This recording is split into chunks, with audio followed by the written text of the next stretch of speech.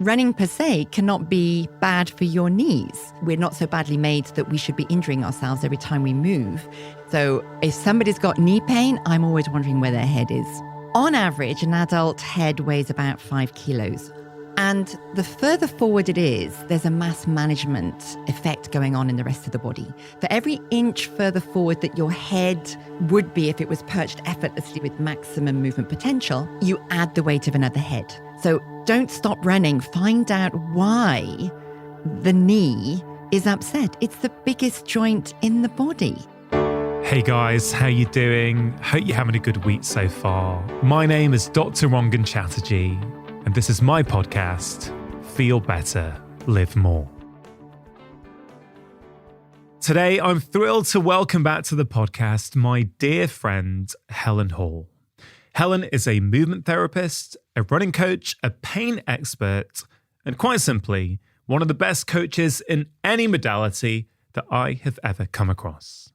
Now, Helen has had a lifelong passion for analysing posture and movement, and her clients include elite athletes, whether they be runners, cyclists, or Premier League footballers, but also ordinary amateurs, regular everyday folk who simply want to walk or run pain-free. Helen combines objective clarity from the most advanced motion analysis technology in the world with 46 years now of visual experience and study in the field to seek out the root causes of chronic pain and injury that often seem resistant to standard treatment protocols. In order to help more people than those able to visit her in person, she first shared her movement philosophy in her wonderful book, Even With Your Shoes On, and since then she has gone to create a series of online videos to help more people move without pain. She's also launched an online course called PFM Pilot, which is getting fantastic reviews, and it's aimed at both busy professionals working in the field of movement, pain, and injury, who can now have access to Helen's incredible wisdom, but also amateurs who are keen to learn more and help themselves.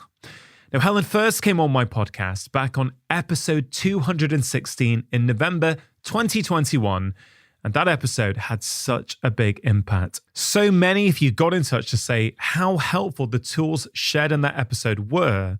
And in this second conversation, we continue where we left off. We talk again about the vital importance of our head position and how to become aware of how you're holding your own head if you're struggling to know. We bust the myth that running is bad for your knees. We discuss walk-run strategies and how they can help all of us reduce injury, recover more quickly, and run faster, if that, of course, is what you want. We also discuss why foot wiping, a very simple practice that I do on most days, could help you move with more ease. We talk about the importance of spending time barefoot, and we also talk about minimalist shoes and why we are both big fans. Now, since I began working with Helen, she's become a cherished friend whose wisdom and insights cover so much more than walking and running. Her message for this brilliant episode is straightforward and optimistic. Think about your head, think about your feet, and don't assume that you can no longer move without pain. Helen is an inspiring lady. This is an inspiring conversation. I hope you enjoy listening.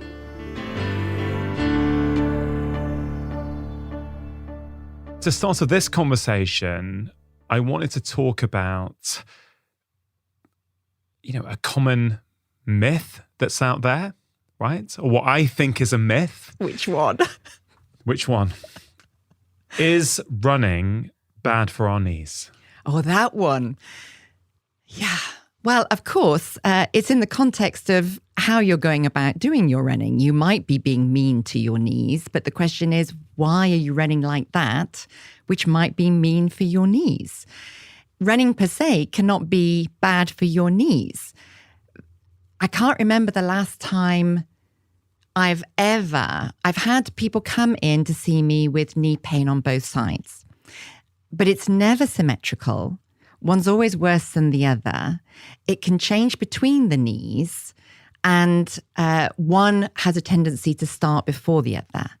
So given the fact that you're not hopping, you're running, and for every left stride, there's going to be a right stride.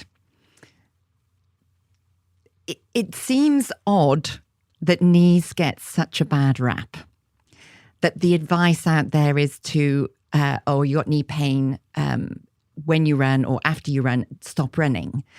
Maybe rather than say stop running and it's bad for you, look at how you're running. And even more importantly, what happens when you walk? Are you taking how your movement patterns are from your walking into your running? And running is just the tipping point of impact. So there's more impact forces when we run compared to walking. So is it just that is the negative in terms of knee pain? So they're walking, but the knee isn't particularly happy when they're walking, but they're not noticing it until they're running.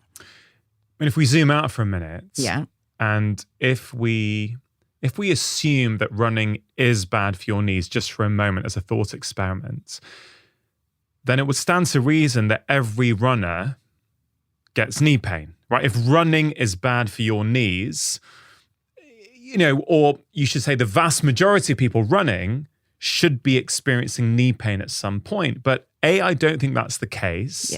Yeah, correct. B, from my understanding of talking to people who have gone and lived with hunter-gatherer tribes, who have studied them, done research on them, we know that many adults in these tribes in their 60s and 70s are running regularly, quite long distances.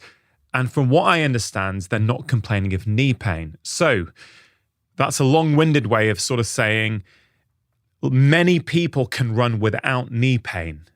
So to me, it seems it can't just be the running that's causing it if we assume, which I don't assume, but if we did assume that running is bad for our knees. So you're quite clear then, running is not bad for our knees. It makes no sense to me that running is bad for your knees. I've run all my life and N equals 1 and knee pain has never been a feature. So, and I work with so many different types of athletes and just non-athletes. And it's not knee pain that they suffer from. It's maybe ankle sprains or IT band syndrome or piriformis syndrome. And their evidence, if every time they run their knee hurts, running is bad for your knees. But it's generally speaking only one knee. So for that individual who is getting knee pain when they're running, I guess a more accurate statement for that person might be, when I run in the way that I currently do, I'm experiencing pain in my knee. Yes. And the question is why? Why? Yeah. So it's don't stop running. Find out why the knee is upset. It's the biggest joint in the body. People think that the hip is the biggest joint in the body. The knee is enormous. And the top of the shin bone is like a big tabletop for the thigh bone to roll around on it and access all the different shapes that you need. And it's a quite stable joint. It only moves in 2 dimensions, or it should only move in 2 dimensions. And it's above a joint that only moves in 1 dimension, the ankle joint. But the problem is it's sandwiched between the ground, which has 33 joints articulating with it in the foot, and the hip joint, which moves quite a lot in 3 dimensions, which is attached to the pelvis, which moves really quite a lot in 3 dimensions. So you look above and below that particular joint that hurts and think, well, maybe something is happening above or below or both that is negatively affecting the way that knee can manage. In our first chat, Helen, one thing we spent a bit of time talking about was this idea that the site of the symptom is not always the cause. And I think I drew the analogy to medicine. Like sometimes your eczema, for example, which is an issue with the skin, is actually coming from your gut. And it sounds like you're saying the reason why this myth, or one of the reasons why it has been perpetuated, and it's regarded as a truth by many, is because many people actually do experience knee pain when they run. That is true. You would agree with that? Yes. But it doesn't necessarily mean that running is the cause of the knee pain. And I think what you're saying is that the knee is in between some very, very significant joints, both above and below. And often there's an issue somewhere else, but your knee is taking the strain. Yes, it's generally speaking, in my experience, it's being overloaded. It is the area that is bearing the brunt of either non-movement somewhere else or an overload. And you can go as far as you want. You can go all the way to the ground to the feet, and you can go all the way up to my little soapbox area, the head. So if somebody's got knee pain, I'm always wondering where their head is. It'll be my first thought. I wonder where their head is. I wonder if they even know where their head is. Because so many people have written in since that first podcast conversation saying they solved their knee pain by paying attention to where their head was, discovering it wasn't perched effortlessly on the top of their head. It didn't just make their running easier, it solved their knee pain. So their running is easier and pain-free. One of the things which landed the most with people during our first conversation was this idea that if your head's not on right, nothing good's going to happen, right? Yeah.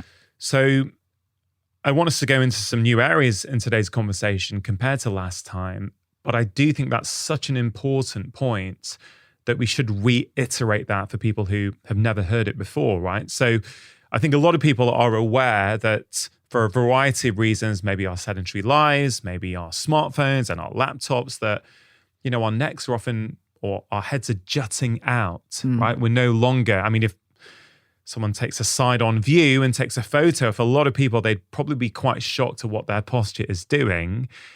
How does that affect movement? I'm trying to take this away from running. How does it also affect walking? Why is it important that your head is on right? Yeah. So it's heavy. It's really heavy. On average, an adult head weighs about 5 kilos on average. And the further forward it is, there's a mass management effect going on in the rest of the body. So our entire being, from when we are born as a blob to within 3 months, we need to have head control. So when the baby is pulled towards the person via their arms, the baby should have control of the head, and the head should come with. So it's all about this precious commodity, our sensory headquarters. And I always say no pun intended, but I always love it that it is sensory headquarters. It is, if we are upright on 2 little feet, which are very mobile, 66 joints down there, a quarter of the bones in the body, they are designed to be flexible adapters and rigid levers. So they're busy down there on the ground, helping us stay balanced and propelling us forward at whatever speed we want. Where our head, sensory headquarters, is so far away, in you a very long way away, in some not quite so far away, but it's still relatively far away. So the whole process of our movement patterning is to get from A to B in whatever speed we want to do, without face planting, without falling backwards, without falling to the side. So our vestibular system. What does that mean, vestibular system? Vestibular, it's our inner ear mechanics informing us of where we are in space, our orientation. So it helps with balance. Yeah. So I always think if we go to an extremity, at one extreme, it's easy to understand everything. So the person who has no vestibular control, they think they're falling all the time. So they can be spread eagle on the ground and think that they are still falling. It's a horrendous condition because you can't move. So our vestibular system, our inner ear mechanics, help our head understand where we are in space. Our visual fields help our head understand where we are in space.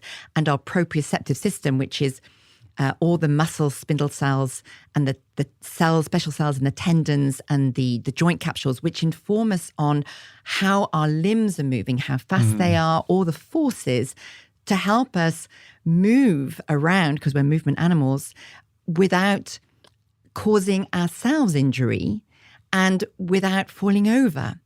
So our movement should be non-injurious. And it's the only thing that makes sense to me. We're not so badly made that we should be injuring ourselves every time we move. We move, and we are moving without face planting. We're moving without pain, without injury, and without face planting, because of everything that's happening up here in the head. So the head is heavy, and there was an old way, which was quite fairly accurate, of understanding the effect of forward head postures. And if the forward head has a tilt, then you've got an asymmetrical load to the left or to the right as well. So for every inch, this is old school, for every inch further forward that your head would be if it was perched effortlessly on its head with maximum movement potential, you add the weight of another head. Hold on. For every inch forward your head is compared to what might be, biomechanically optimum, let's say. Yeah. You're effectively having the weight of another head, and you've already said that heads are very heavy. The average head is around 5 kilos. So that's a lot of weight to be adding onto your body. It's a lot of load, isn't it? Yeah. And then the new science coming through adds a little bit more detail. So our neck spine, it sort of returns. It has a curve inwards, but it ends up fairly upright at the end so that the head can perch nicely on top and we can move it around easily. And we don't notice the weight of our head. If the end of your neck isn't returning to vertical and is leaning forward by 15 degrees, this 5 kilo weight is now, its effective load through the neck spine and then through the rest of the body is now 12 kilos. You have that angle at 30 degrees, and now the effective load of the head is 18 kilos. 30 degrees I measure regularly. So people come in telling me that they've got weak glutes and weak core. And if they've got a forward head, they are epically strong, but they just don't realize how much energy they're wasting hanging onto their head. Yeah, there's a couple of points here for me. You have been doing this for 3 or 4 decades. People are coming to see you when they're desperate, when they've tried everything else. And as well as your clinical expertise, you've also got your machine, Doris. Which we can talk about again at some point. But you can very accurately measure what's going on in people's spine. And you're saying you regularly see people with a 30-degree position of the head relative to the rest of the body. And that's adding an extra 18 kilos effectively load onto that body. Yeah. Now, just for anyone who's needs another way of hearing that, just imagine you're going out for your walk with 18 kilos in your backpack. Exactly. You would feel that. Yeah, that's heavy. Well, if you think about what is a luggage allowance typically on a plane, right? That's exactly what I was It's like 20 thinking. kilos, or, EasyJet allow 23 kilos as their luggage, And right? look at the struggle people have lifting that up. One of the reasons I love your approach so much, Helen, is it's very holistic, right? It's about this idea that nothing in the body moves in isolation. The way something moves has an impact on something else. And I guess what you're saying is that whatever problems you might be having, knee, back, hip, foot, if your head is forward, before you get into the weeds, maybe it's worth looking at your head posture or your head position. It's often the elephant in the room, because it's if any of the following appear on the list of please can you help me with neck pain, shoulder pain, between the shoulder blades pain, mid-back pain, lower back pain, piriformis syndrome, glute pain, hip pain, knee pain, calf strain, repetitive calf strain, plantar fasciitis, knee pain. Any of those, I'm thinking, well, I wonder where their head is. So pretty much I'm wondering where people's heads are on a daily basis, which is why I talk about it so much. Now, it doesn't mean necessarily that for everyone with those symptoms, sorting out the head posture, or at least improving it, is going to result in an alleviation of symptoms, but often it does. Often it does. If it's forward enough, it will be relevant. And it will be relevant because if it's forward enough, it has an effect on the spine. It makes the spine curve into a C. It's like, imagine a Christmas tree decoration that's too heavy for its branch, and it bows the branch over. When our spine isn't in extension, so upright, not deportment, I'm perfect with a book on my head. Although I'm already starting to sit more upright as you just said that. It's our spinal extension offers us maximum movement potential. Upright gifts us the potential to move more in all planes of motion where that joint has more than one plane of motion. As soon as we flex our spine, as soon as we go into the slouch position, we have that same three-dimensional movement, but the range is less. So our movement potential is less. So then people get stuck in their movement patterns. They can't get out of whatever bias they have. Their head is forward enough to flex the spine, to effectively slouch the spine, to bend the spine over like a Christmas tree branch that's got this decoration that's too heavy. And now their movement range is limited, but they still want to run faster. So they're pushing their ranges of motion with a spine that won't actually enable. As soon as the spine is more extended, because it can be, then you can have automatically a bigger range of motion without trying, without pulling things, without stretching yourself into a bigger range of motion. That, for me, in our first conversation, Helen, I summarized the two main essences that I get from your approach. One, which is noticing and being and enhancing the awareness, your own awareness of what your body is doing, okay? And the second sort of principle is about efficiency. How can we move more efficiently? Now, that's relevant to every single person who is alive, right? Because it doesn't matter whether you're a runner or not, we all move. We all, even if it's just to move to your car, move from your car to the seat at your office, you're still moving your body. And the more efficiently you can move your body, the better. Why would you not want more efficiency? And more efficiency is usually going to result in less pain, depending on the cause of the pain. So I really like that idea of efficiency in it. And it speaks to what you're talking about with the heads. So many runners, particularly at this time of year. This is the time. When, people might have a marathon or the weather's starting to get lighter and they're excited about moving into spring and summer. They're trying to get out there and push harder to get faster. I did talk about some of those concepts with Stephen Sider a few weeks ago, the sports scientist professor from Norway. Just a wonderful conversation about how often we need to not push as much, basically. But I guess what I've experienced with you is moving quicker without trying. So you've improved my efficiency, my posture, all these things. And so I'm actually finding, I feel I'm putting out the same effort, but I'm walking quicker. I'm running faster, but I'm not trying to. Yes. I don't know if it's because I'm innately lazy or I simply want to adventure further. So if I want to go further, I better make sure that every movement I make is as easy as possible. So people, for instance, they'll do an ultra, but they'll pack their poles away until they're tired. And I'll say, no, keep the poles out. Start using them right from the get-go. Because with effective use of poles, whether you're walking or running, it doesn't matter. You can take 75% of the body weight off your knees. There's a nice big clue for knees. The Finns did an amazing study quite a few decades ago, and they could get post-cardiac surgery patients back to moving more quickly to help the healing, to help strengthen the heart again by using poles, because it became a whole body activity.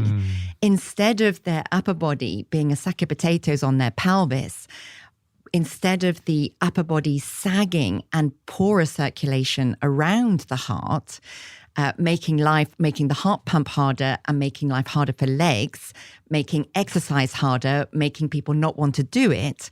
With poles, the whole body starts to move, the arms start to engage, now the upper body is dynamic, you're not a sack of potatoes on the pelvis, now you're slightly more extended, so there's more circulation around the heart. And they had massive improvements in the outcomes for the cardiac surgery patients. And as a sort of a accidental side effect of better movement patterns, a lot happier knees, because these older patients generally with the chronic heart disease, it didn't just have chronic heart disease. They had other things like arthritis of knees. So lots of people want to run, but they can't get to that next stage without things hurting. So it's not the running that's causing the pain, that they're already in trouble, even just moving around. I want to talk about ego, right? And you must see this a lot. I feel it a lot too. You feel it a lot. Yeah, you're a human being, right? Yeah, we all suffer from ego. But you said that a lot of ultra runners, and first of all, perhaps for people who don't know what an ultra is, could you just expand what is an ultra? Well, it's anything beyond a marathon. But the purists will have you believe that, well, you must have hit 30 miles. It can't be 26.3 miles, would be technically an ultra. So a marathon's 26.2. Technically anything above that is an ultra. But people in the business, as it were, don't really consider an ultra till it's 30 miles. Yes, okay. and more. So you just said that in ultras, a lot of people won't use their poles until they're tired. Mm. Now, it's really interesting because I think ego gets in the way of humans achieving their potential in all things in life. So let's take movement for a minute. That's one example.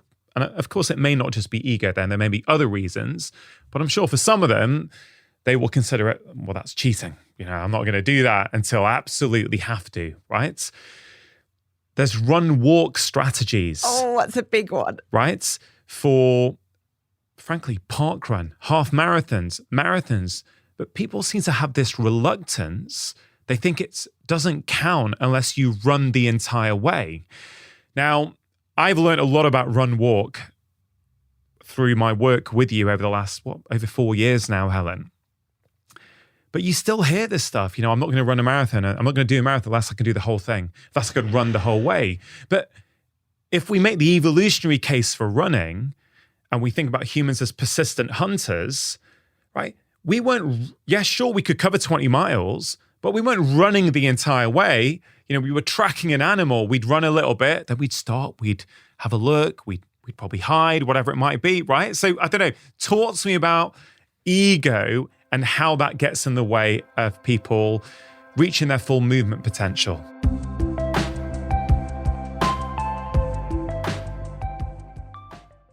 Today's episode is sponsored by Exhale Coffee, who are giving you an exclusive buy one, get one free deal.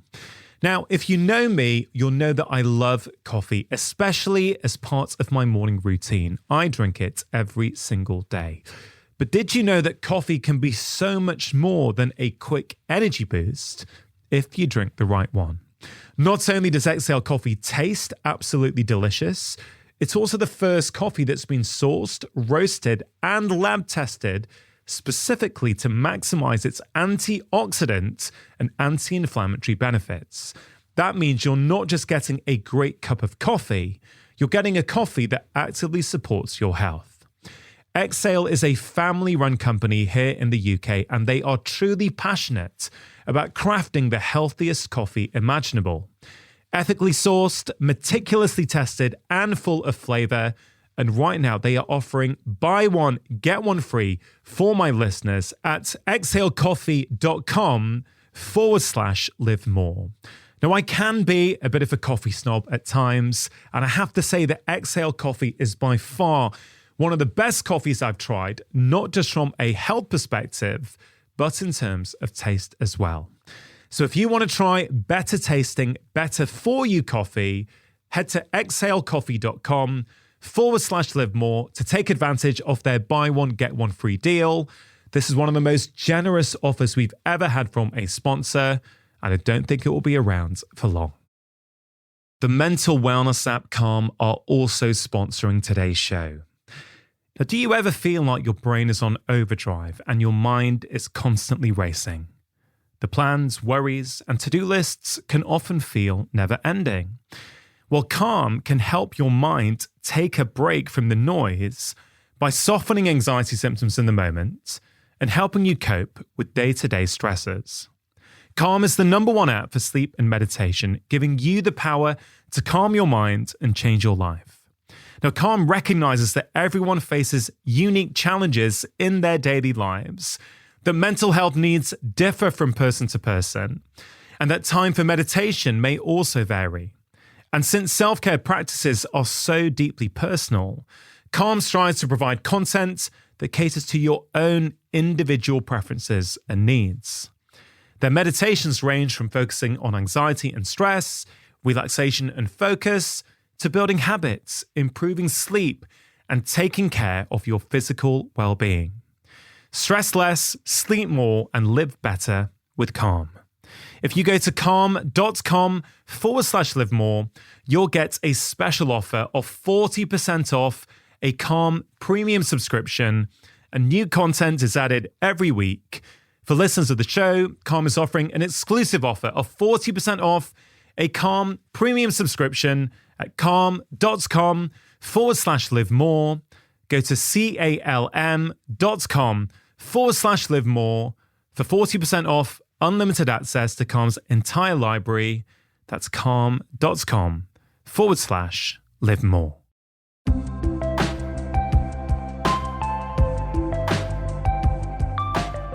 I worked with a lovely lady who she needed to get a certain time at the London Marathon to qualify for World Championships. Okay, so a good runner. So She's going for the World Championships. Well, in her age group. So that's not to dismiss her achievements at all. She was a regular person. She wasn't an elite athlete. She's not a pro athlete. She just loved her running. Okay. And she was going to be able to, for her age group, qualify for World Champion of, and it wasn't in marathon running. It was just an activity, running activity. And she just needed this time. And the time was 4 hours, 30 minutes, which is it is a reasonable time. And she was 60 years old. So Okay. it's to put in context, so there's an age group and this is a reasonable time. It's not super fast and it's not slow. But 4 hours 30 is it's a pretty good going time, Yeah. you would say, Yeah. for a 60-year-old. So I would be thrilled if I did a marathon in that time now. So it is, there's always context and there's always, if you Google average times, Google will put us into a very bad place when we talk about what we should be doing. Again, this is ego. So anybody who finishes a marathon is completely brilliant because it's a very long way. And those that finish it in a short time, as we've said before, the party bus is at the back. The heroes are at the back because they're out for so much longer. The ones who are done and dusted in all endurance events in the shortest time, yes, they work harder. Well, and it's not even, they don't work harder. They're more capable. They get the job done quicker. They may be more efficient. And actually, it's the people at the back that are working hardest of all because they've got more repetitions and they're getting more and more and more fatigued. So that's to caveat anybody who gets upset that 4:30 is a reasonable. For some, that would be, the pinnacle. But it has to be in the context of what we're talking about. So with this lady, she needed that time to qualify. And she had an Achilles injury and she hadn't been able to train. And the marathon was now 2 weeks away. And she'd all but given up hope. So we looked at why she had an Achilles problem. It wasn't a difficult problem.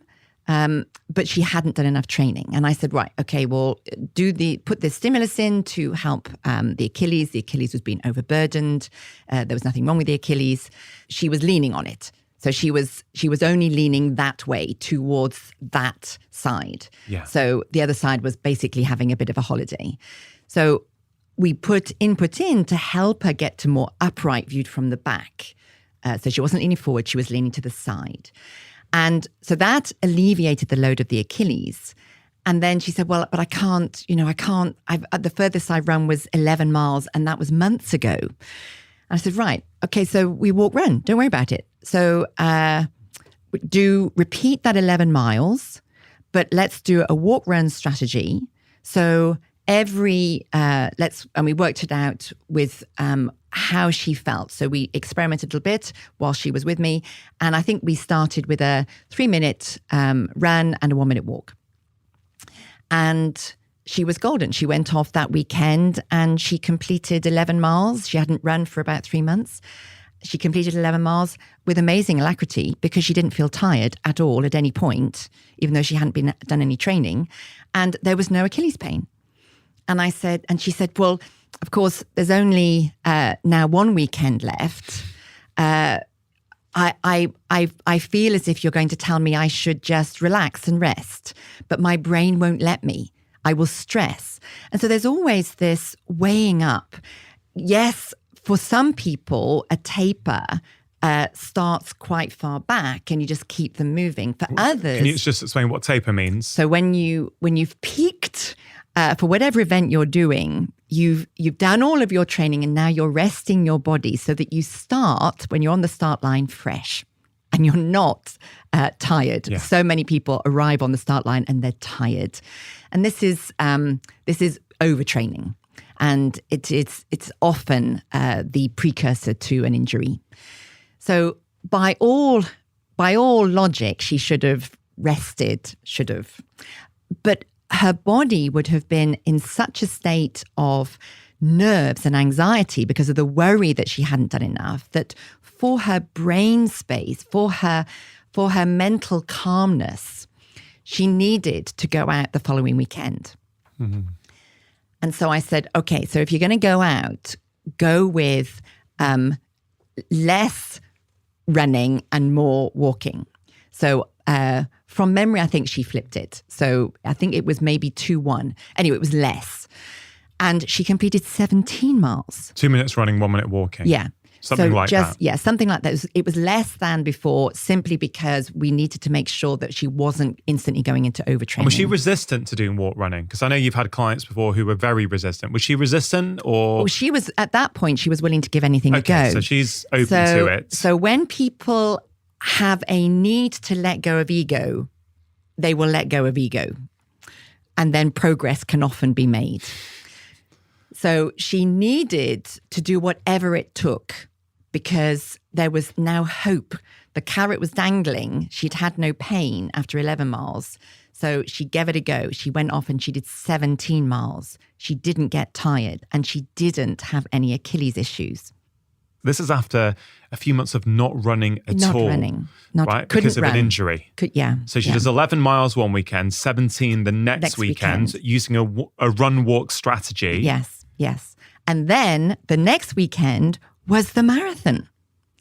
So she had a strategy because she'd worked it all out for her timing to be able to access this qualification. So it was like, well, okay, we'll put it all out on the table, do everything you can and see what happens. And she had on her back, she had a little note saying, because so many people, when you're walking, and I'm used to this, you can do it. And I'm walking and I'm thinking, I know I can. This is my strategy. Yeah. And thank you. And I'm always thanking everybody. Yeah. Before my London marathon a couple of years ago, I did a few half marathons. And I remember I think I was on a 5:2 or something, 5 minutes running, 2 minutes walking. And when you're walking, people are like, go on, mate, it's all right. It's all right, push through, you can do it. And it's coming from love from those guys because we're conditioned as a society, aren't we, to think that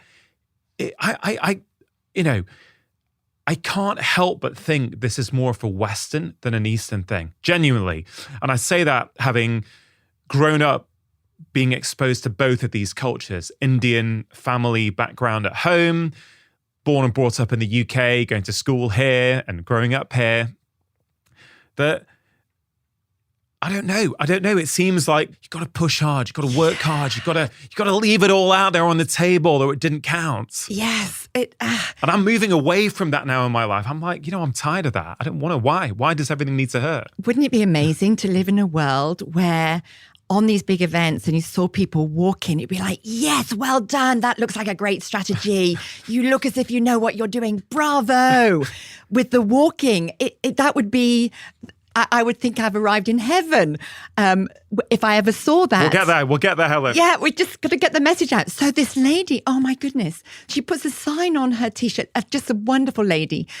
She puts a sign on a T-shirt saying, run, walk strategy. And it was to warn the runners behind her, don't get too close because at random moments to you, but on a strict schedule for me, I'm going to stop running and go into a walk. So don't be right behind me. Don't be clipping my heels. It's very bad form anyway to clap tap anybody's heels. So she had this strategy, and she did 5 minutes run, 1 minute walk throughout the entire marathon. And she wrote to me, and so not only did she blast her goal time out the water, so she did it in, I think from memory, it was 4 hours 19.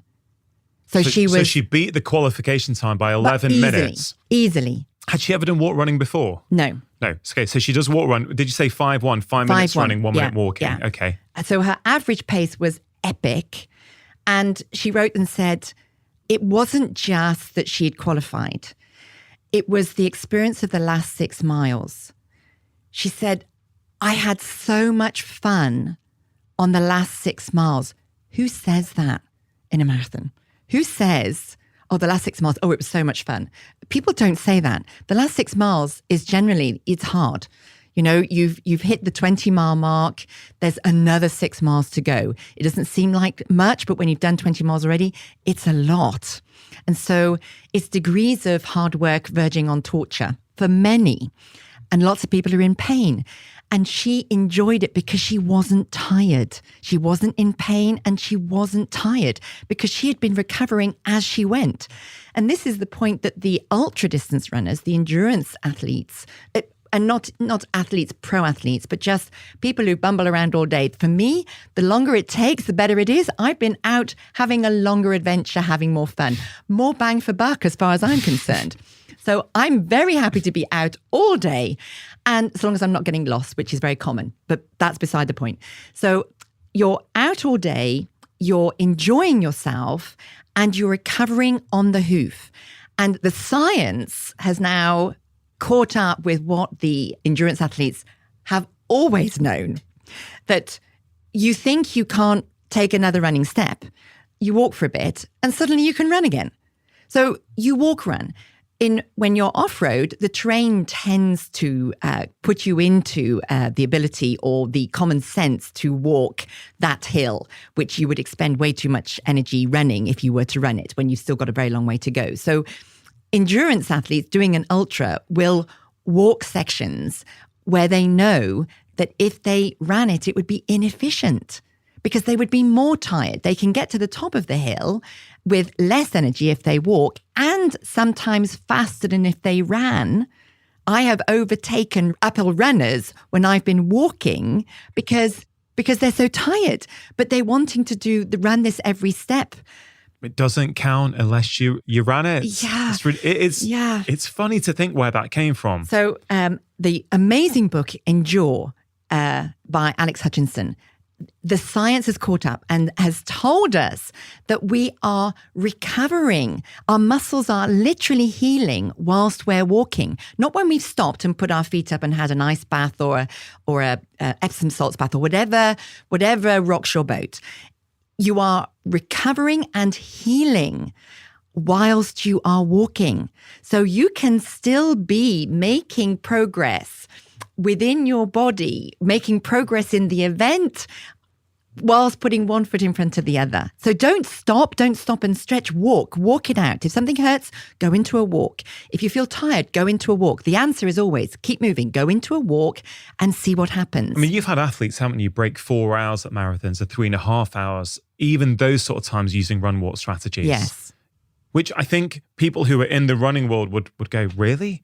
Well, really? Because your average pace remains high. Yeah, you don't get that sudden fatigue where it all starts to go downhill at the end. Yeah, which is less speed for more effort, the epitome of inefficiency. Yeah, I often talk about the impact of chronic stress on the bodies. And the way I often explain it is through the lens of something I call the stress threshold, right? So assuming that you wake up fully rested and calm, and you are, you're feeling good, right? You're quite far away from your stress threshold. But throughout the day, you accumulate lots of doses of stress, what I call micro stress doses. And bit by bit, they're getting you closer and closer. And at some point, the last hit of micro stress takes you to and beyond your stress threshold, which is when you shout at your partner, you snap at your kids, your back goes into spasm, your neck goes, whatever it might be. And we think it was the last thing that happened that was the problem. But it wasn't the last thing that happened. It wasn't the email you got at Friday at 4 p.m. It was the fact that you'd been getting closer and closer to your stress threshold. So when I hear you talk about run-walk strategies for anyone, frankly, who wants to go on a hike in the hill at the weekend, or they want to do a marathon or a little adventure, whatever it might be, that's the thing, isn't it? If you think about it through a work day, if work was really busy, 9 to 11, you're accumulating stress and tension. If you were able to take a 15-minute walk around the block at that point, you just decompress a little bit. So you're constantly doing something that's keeping you away from your stress threshold. But if you work through lunch without a break, you're going to be much more reactive and problematic in the afternoon. It's the same kind of thing, isn't it? It's a great analogy. It's a really good analogy, because if you keep going, if you keep running because you think that you should be running because you've gone for a run, if you keep running, you will fatigue. Everybody will fatigue at some point. Even Kipchoge will fatigue at some point. But by backing off that different gait pattern where everything comes off the ground and now you have energy expenditure in shock absorption because you've got more landing forces to mass manage. So, and you're landing on a little itsy bitsy bit of foot and propelling off that same itsy bitsy bit of foot. Whereas when you're walking, there's always one foot in contact with the ground. You're never free of the ground. So if you keep going, you will fatigue, and then you've fatigued. And that's when injuries happen. Yeah, so now you're operating from a state of, well, I'm tired now. So now if you're keeping going, there's degrees of more tired. Whereas if you start the walk-run strategy, don't wait until you're tired. Don't do anything waiting. Oh, I'll do that when I'm tired. Start as you mean to go on so that you don't get tired. Yeah. That's the point. And it can be equal. So there's lots of 1-1. And mostly people think that they should run more than they walk. But I frequently suggest to people they walk more than they run. And it can be a lovely recovery set so that you walk for 9 minutes and run for 1. Just loosen up, but don't overly stress the system. And that's still a really great way to recover from, a harder interval session, maybe on hills. So there's no rules apart from, so for me, the only rule of thumb is, because it's always a heuristic, isn't it? So the rule of thumb is avoid doing it continually. Even walking every single step of the way is hard because it's the same activity. So when I walked 100 kilometers, it was much harder than run walking the 100 kilometers because we want variety.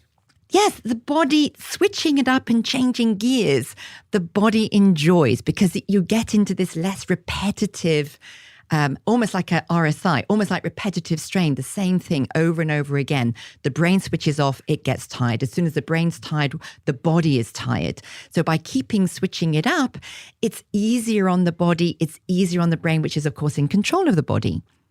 Yeah. It's a bit of a soapbox.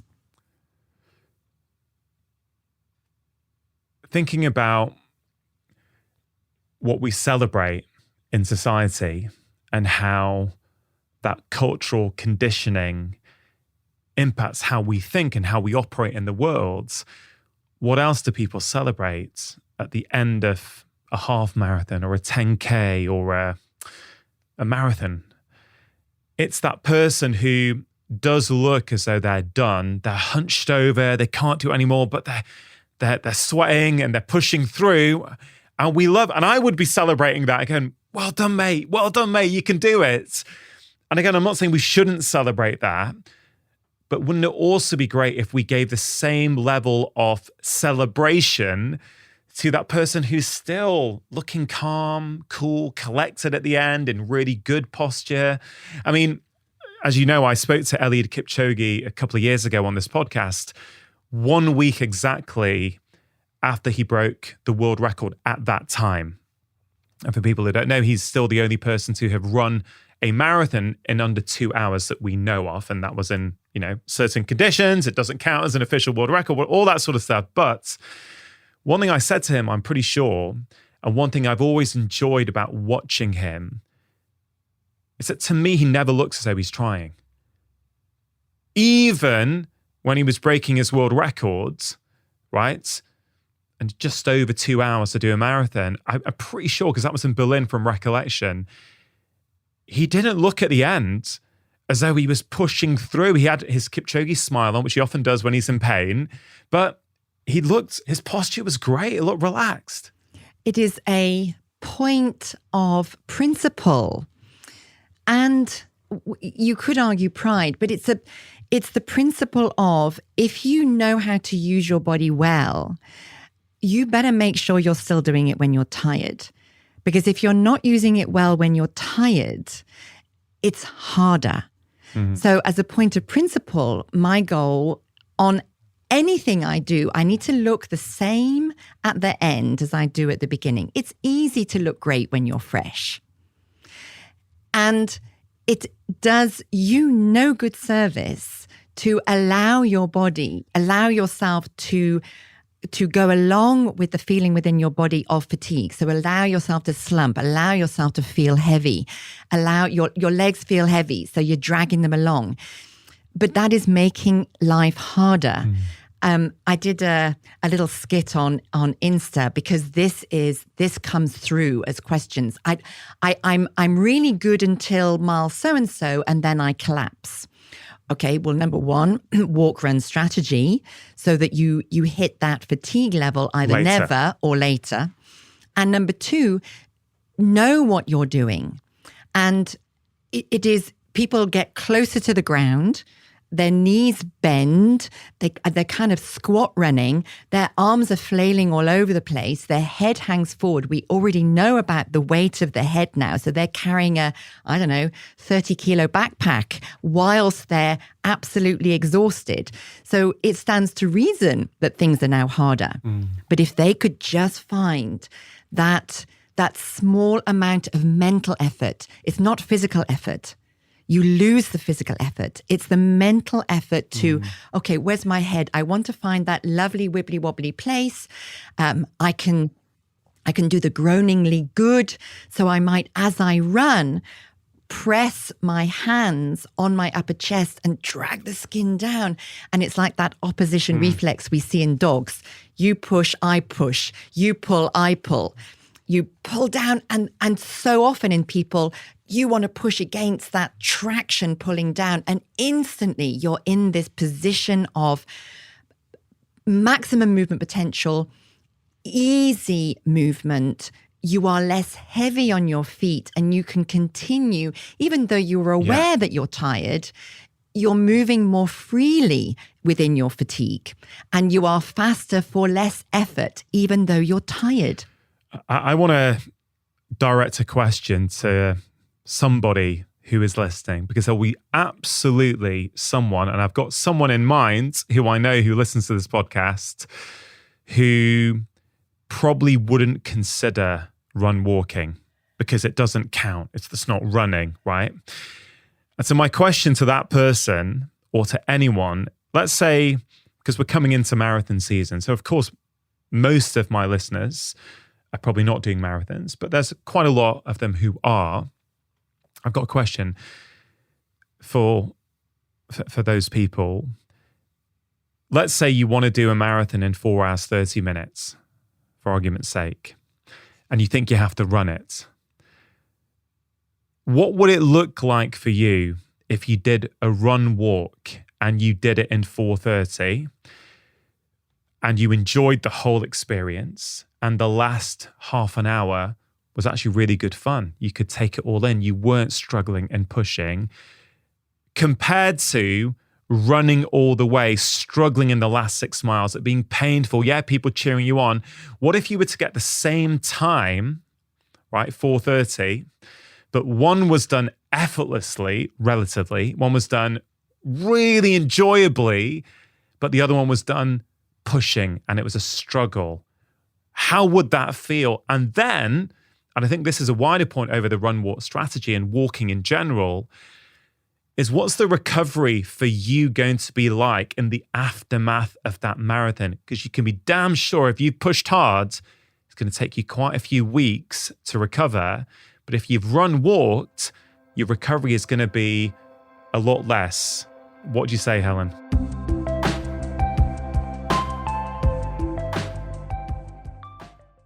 Ever have one of those days when everything seems to go wrong, and before you know it, you've slipped back into those habits you're trying so hard to avoid, like sugar, doom scrolling, and wine? When it comes to making changes in our lives that actually last, most people think the solution is to try harder, but this is simply not the case. In my new book, Make Change That Lasts, I reveal how exactly you can break free from the habits that hold you back. What many of us don't realize is that our behaviors follow our beliefs. So when you change your beliefs, and my book will show you how to do that, you'll spend less time having to think about your habits because they'll happen automatically. Make Change That Lasts, the #1 Sunday Times bestseller, is available to buy now all over the world as a paperback, ebook, and as an audiobook, which I am narrating. And if you've not got your copy yet, what are you waiting for? Vivo Barefoot are one of the sponsors of today's show. Now, I am a huge fan of Vivo Barefoot shoes and have been wearing them for over a decade now, well before they started supporting this podcast. I've also been recommending them to patients for years because I've seen so many benefits. I've seen improvements in back pain, hip pain, knee pain, foot pain, and even things like plantar fasciitis. And contrary to what you might initially think, most people find Vivos really, really comfortable. And I have to say, especially at this time of year, as the temperature is starting to drop, their winter boots are absolutely fantastic. And I myself am really enjoying wearing their brand new Gobi warm-lined winter boots.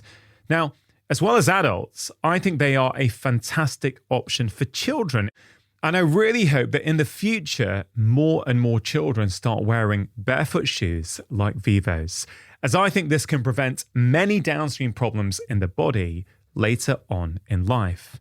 And remember, whether for your children or yourself, if you've never tried Vivos before, it's completely risk-free to do so, as they offer a 100-day trial for new customers.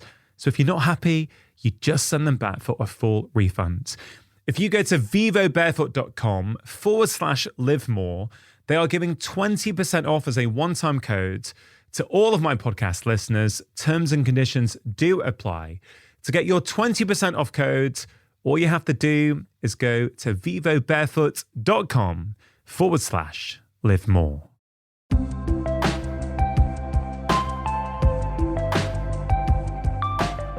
All logic points me in the direction of, well, why would you punish yourself?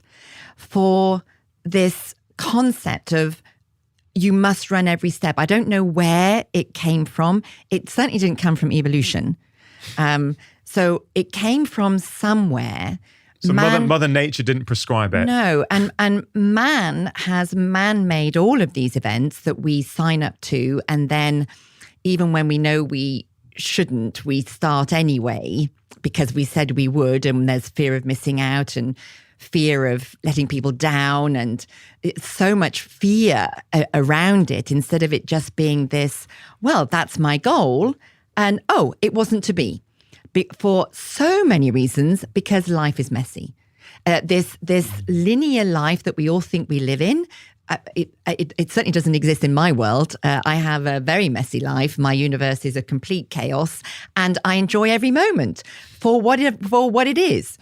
So every time people get a T-shirt or a medal or any kind of post-event pack, it isn't given to you on that. Did you run every single step? Is it engraved on the back? Oh, well done. You did that 4 hours 30. You ran every step. Nobody cares how you got there.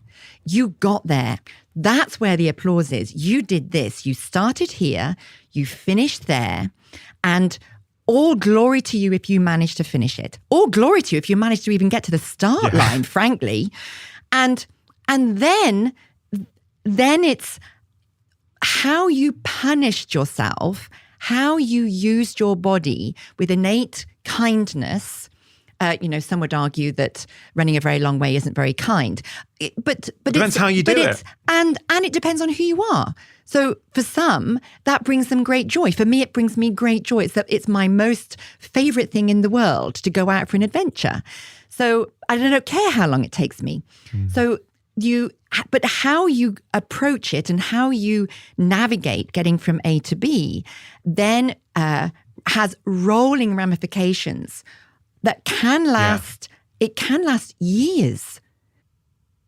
You mean if you push yourself beyond what you are ready and capable of doing, yes, the human mind is very powerful. You can push through and finish the event and get the T-shirt and get the medal, but you may have 6, 12, 18 months of discomfort and injury and pain afterwards if you weren't ready for it. Yes. So it runs the gamut from immense fatigue, irritability, unable to function with your job, brain fog, an extended period, through injuries, all the way through to chronic fatigue. So it's not that will happen, but it does happen. And it happens with monotonous regularity. And you just think, if so many people, this lovely lady had a chat with one of her friends at the club and who was injured and said, oh, look, remember I'm now running and I'm going to do the marathon. And he was, what did you do? Oh my goodness, what did you do? Oh no, I couldn't possibly do that. I couldn't possibly. I couldn't do walk. Just blanket, no. And so then it's not him per se. It is the world we live in that we are left feeling that we have somehow failed if we don't perform. There's some kind of performance rule out there that makes no sense to me. And it doesn't really work with human bodies and how we move. I think it's a wider point there for me, Helen, which is this idea that so many of us have or subscribe to invisible belief systems that keep us stuck and trapped. And often I find it helpful for myself, but also the people I talk to. It's helpful to try and go more upstream and go, well, what belief must I be holding in order for this to be true? Right? I love that. That lady who, by taking your advice, doing the run walk strategy, she does the marathon in 4:19, 11 minutes faster than she needed, right? And she did it injury-free. She enjoyed it. You would think by all logic that when she tells her buddy at the running club who's also struggling, you would think that he would be, oh my God, that sounds amazing. Tell me more. I want to learn that. So tell me what you did. How did you figure out you run what strategy? But from what I understand, the response was, no, I couldn't do that. That's a limiting belief, right? That is a limiting belief. This applies to so many areas in life beyond movement. What limiting belief do you have, right? Where are you getting stuck? What must you subscribe to in order for this to be keeping you stuck? And I mean, this is kind of what I'm writing about for my next book, which is basically, what if you go even further upstream and actually unpick that and go, well, what if I didn't believe that it only counts when I run? Well, hold on a minute. If I didn't subscribe to that belief, then there's a whole world of opportunity that is open to me. I might get out more. I might not be injured. I might not be as moody with my partner when I get back because I haven't pushed so hard. And how many studies have popped out, especially since COVID, that are stating the things that people who move already know, that the more you move, the better your mental health. Yeah. And it's almost, why is there another study? Studies keep coming out. We absolutely know this, but there's study after study after study after study, and yet there are still more studies being done about if you move more, you'll have better mental health. We are movement animals. To not move shuts us down on every level. We're not, so for me, we're not a body moving. Our entire being moves. So our mental health improves because it's our entire being that is moving. Our thoughts are moving and our body is moving, and there is no separation. They used to think that the cerebellum, which is the signal box of the brain, which is one of my favorite areas of the brain, because easy gains here, so easy. So the signal box of the brain was only for movement. Now they know it's for cognitive thought. And of course, because movement of thought, movement of body, they originated in exactly the same movement patterns when we were a blob moving through to being upright. They come from the same origin. All of our movements of thought and body originate in reflexes. All of our movements of body and movements of thought are the same thing. They're not separate. Yeah. But it's too big. In order to learn, we chunk everything down, but then we forget to connect the dots back together again. And I think that if we can encourage more movement through run-walk strategies, walk-run strategies, just switch up the gears, do a couple of, not even a minute, 10 trotting steps. I have done many an Ironman marathon counting my steps. Okay, I'm going to do 50 steps of running. But it was all I could manage. So 50 steps, and then I'd walk for 100. And then I'd gradually recover, and I'd be doing 50 walking steps and 100 running steps. So the walking helps you recover. Yes, yes, your energy returns, not because you're not puffed out anymore. It's nothing to do with your huffing and puffingness. It's to do with the mitochondria being able to release the energy in the muscles for you to keep going. And for the muscle fibers, there are anti-inflammatory cells that start the work of dealing with the inflammation that's in the muscles as a result of the muscle work, so that you reduce that inflammation as you move. Yeah.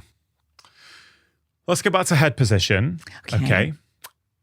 Some people heard our first conversation. They were able to apply that look in the mirror, just think about it when they were walking and go, oh my God, I've got my head forward. If I put it back, how does this feel? And they got improvement. As you said before, sometimes their knee pain went, or their foot pain went, or their shoulder pain, whatever it might be. A lot of downstream consequences started to get better.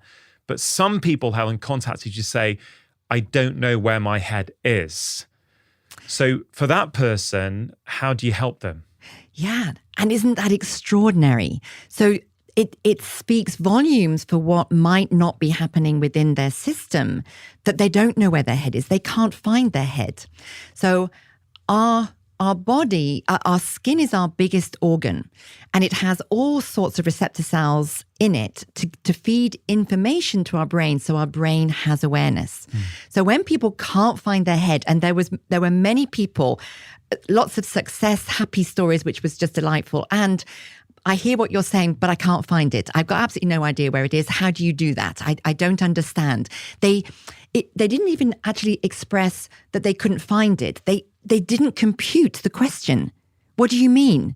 What do you mean? I can't. What do you mean? Where is my head? I don't understand the question. It's a little bit like, Helen, or I think it is. My entire life, I've always been interested in health and fitness, and I've said before, when I was 13 or 14, I used to get Men's Health and read about all these exercises and do them incorrectly, probably. But I always remember whenever anyone would talk about shoulder blades, like I almost switched off. I didn't know what they were talking about. Yes, I know, especially from medical school, I know anatomically where the shoulder blade is, what it does. I've learned all that, right? But it didn't land with me. And I think that's become clear over the last few months, hasn't it? Because I just didn't know where my shoulder blades were. So therefore, when I'm reading it and saying, what are your shoulder blades doing? I would say, I don't really know. Like, I don't know where my shoulder blades are. And I'm pretty body aware. Yeah. So for me, that was almost a dark zone, right? Yeah. And it's a disconnect. Why? Yes. So if you think about it doesn't compute, and this is our most precious commodity, and you see it in the mirror every time you look at yourself. So the head's the most precious commodity. Because it houses the brain, without which we can't do anything. And they don't understand the question. So there is a disconnect within their system somewhere that enables them to even say that. So we use skin. Skin informs our being of where things are, is one of the ways. It's one of the most productive ways. So I get everybody to lie on their back. Just lie on your back. If your head needs to be on a cushion for comfort because it's so far forward and you have no idea it's so far forward, which is why it's got so far forward, because you didn't know anything about it. So if you need to put cushions underneath your head for comfort, please do. Don't force yourself to lie flat on your back because, that's what we all should be able to do. If it's not comfortable, your brain is not going to be paying attention anyway. So get comfortable, lie on your back and feel your head, because it'll be touching something. Then we have the crown of the head. So I often say to people who don't know where their head is, who don't compute the question, touch the crown of your head, and they'll touch the top of their head. And of course, the crown is the squirrely-whirly bit of the your hair, if you have any, or the bald bit, if you don't have any. So when you're lying on your back, it's where the top of the head meets the back of the head. So currently, it's where my locks are tied up there. And if you press down there and wiggle it around in all directions, it's why massages at the hairdressers feel so delightful. There are so many proprioceptors in there for your sense of, that feels nice, but you're feeling it. The point is, you're feeling it. You use the word proprioception there. What does that mean for people who've never heard it? Well, when you're moving, proprioception is the body's awareness of itself when in motion. I think what we learned in medical school was proprioception is an awareness of where you or your limbs are in space. Yeah, spatial awareness, yes. And there's a disconnect of spatial awareness if you don't understand the question of where is your head. So you don't know where your head is. So the first thing for people who don't have that awareness, where there's some sort of block, is you could use skin. So you press on the crown, you squidge it around. Yep, lie on it. So the back of the skull has got information. Oh, so hold on. You're on the floor. So the floor is giving the skin at the back of your head input that's where I am. Yep. Your hand is going on your crown, which is giving that part of the skin input. This is where your crown is. That is what's sending signals to the brain saying, here I am. This is where these body parts are. Yeah. So you're making neuronal connections to, oh my goodness, this is my head. And then you need to start the movement. So you can still have your hand on the crown of your head, and you want your head to be on something slippery. So I often use a document wallet. Underneath, a piece of paper will do. So what you don't want is the movement of your head to be disrupted by traction between your hair, if you have any, and the surface that you're lying on. So have something slippery between your head and what you're lying on, and then just start to nod and tip your head back within comfortable ranges. And because your hand is on your head and your head is on something, you're getting all sorts of information about where your head is. Then you can start a rotation and you'll get a sense of how close your ear is to the floor, to one side versus the other. And the more you do that, the more, number one, you get awareness of head. Number two, you start to realize that the head talks to the neck spine. And as you nod, it kind of pushes the neck spine backwards down to the bed. And you don't get a double chin. Your chin tissue gets retracted so that you get like a nice clean jawline instead of, if my head is forward and I just drop my chin down, I'm just, for the purposes of the people listening, I now have a proper double chin going on there.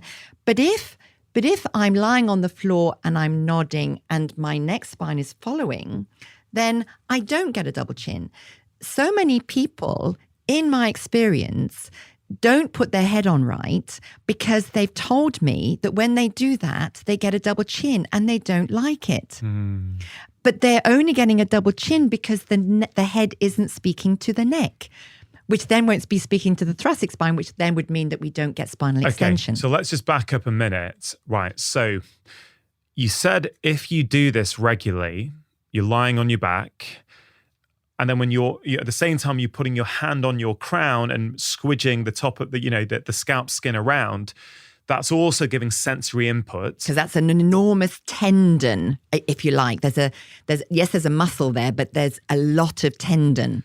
But you're saying we're getting information, but we're not getting, it's not so much cognitive information, is it? Brilliant. Because this is what I've learn't over the last years of working with you, that it's not always cognitive. It's you're giving input to your brain. And again, this is where kind of we're such a thought and rational thinking based society, right? That we want to explain everything. We want to know the reasons. But actually sometimes we just want to feel it more. We just want to be more. And I guess you're giving input to your brain. Is it fair to say it's almost you're giving subconscious input where you're no longer having to think about it? Yeah. So it's a fundamental element of our movement patterning that our brain knows where everything is. That would seem to be fundamental. If our brain doesn't know where our left arm is, do we think it's going to move with us as we move? Probably not. And Helen, sorry to interrupt you, but just to go on that logic for one more moment, if it can't all be cognitive because you have so many joints, muscles, tendons, articulations throughout the entire body, you can't go out for a walk and with your thinking brain be thinking, my head's here, my shoulders here, my hips there, my knees here. It's just simply not possible. So it has to be below the level of consciousness on some level, I would say. Yes, exactly. It can't be cognitive because, number one, it's so complex we don't understand it. It can't be cognitive, number two, because we're not spending enough time on the ground for our brain to be able to individualize all of the joint movements. When we're walking, we might be on the ground for, say, 0.7 of a second. When you're running, say, probably maximum, generally speaking, on average, 0.3 of a second. Less than half that time of walking. So you can't micromanage your body cognitively whilst you move. And we don't need to. We're so well made. All the fundamentals should be in place. That's called movement development. Unfortunately, it's also called infant development, which means it's boxed into a certain period of life and then dismissed as irrelevant. And now the science is showing us it's not irrelevant. It is relevant throughout our lives. Will Smith in the film Concussion, he has explained the science in a movie. And it's sadly real. It's based on the reality of NFL concussions and the aftermaths of them. So we know that the fundamentals of movement are with us our entire lives. They're like running in a lovely software background on which we build cognitive, more complex movement patterns. And some of us have some of those basic building blocks of movement slightly disorganized, which is resulting in certain movement patterns when we're older that are causing pain or discomfort, whatever it might be. Regarding this exercise, I want to make sure that people are getting this and can use it themselves, right? You work in a very, I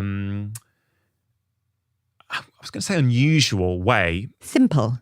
Simple way. But I guess you tend to see people one-on-one who've struggled for years, right? So they've tried everything. And that's not to be negative to any healthcare professional at all. Every right? single modality exists because it helped someone and more than someone. So, more than n equals one. So many people, of course, have got better and are getting on with their lives, right? Of course. So, but you're seeing people who, for whatever reason, those approaches haven't worked. For some reason. And you've also got this machine. So I'd like you to explain for people who don't know who Doris is or what Doris is. And then secondly, and I think this is a really key point about movement. What I've experienced with you, Helen, is sometimes I'm doing the most in my head, the most unrelated movement, right? You've got me on Doris, you're measuring everything, you're seeing how my spine's moving, and there's clearly an issue, or I'm not accessing a certain movement. Then you have me on the floor, and for maybe a few minutes, I'm doing some seemingly unrelated movement, like the one you just mentioned about lying on your back and starting to give yourself input about where your head is. So you do that, and then you go back onto the treadmill, and suddenly you're moving completely differently, right? It's remarkable when you've experienced that, because when you see that, it gives you 100% confidence that I need to do that exercise 5 minutes twice a day for the next 4 weeks, because I know that when I do it, automatically, without me thinking about posture or putting my head on right or whatever it might be, I'm moving differently.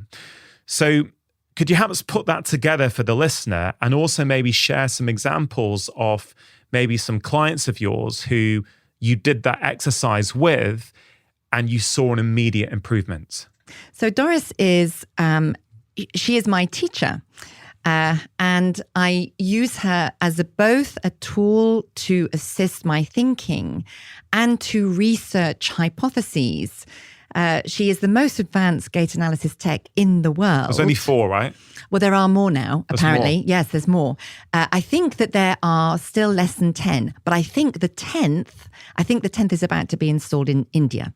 I think that's the 10th. And so it's the most advanced gait analysis in the world. So I know that there's a treadmill, yes, but there's also lots of other tech around it. You put stickers on me. Like, what do those stickers do? Well, they just assist. Doris doesn't need anything for standing still. So she is more accurate than an X-ray, up to, even Doris has her limitations, up to 30 kilometers an hour. Nobody's ever reached anywhere near there. I had a couple of elite athletes who thought that they were going to. No, I'm going to beat Doris, and the furthest they got was 21 kilometers an hour, and even then I thought that they were going to ping off the end. So she's more accurate than an X-ray for any speed that we need to measure. And when you're standing still, she needs no stickers. She only needs the stickers when you're moving. It's a point of reference. So she just needs guidance on exactly when you're moving, where the pelvis is and where the base of the neck is. But what are you measuring? Like what my spine is doing as I'm moving? In 3 dimensions. Right. So the side view movement of the spine, the left to right frontal plane movement, so anything that you can see from the baseline of a tennis court, and the bird's eye view, the rotational movement of the spine and the pelvis, and simultaneously, not just the forces through your feet, but the pressures of you through your feet. So you have impact forces and you have your center of mass traveling through the feet. To me, at least, Helen, yes, Doris can do static measurements, and you've said that they're more accurate than an X-ray. But then one of the problems I would say about X-rays or CT scans or MRIs is that they're done whilst you are still, generally speaking, right? So you're actually getting a representation of what's going on whilst you're moving. Yeah. Which is, I think, really, really key. I think that what's interesting about bodies is what do they do when they're standing still? Then what happens to them as they move at a variety of paces?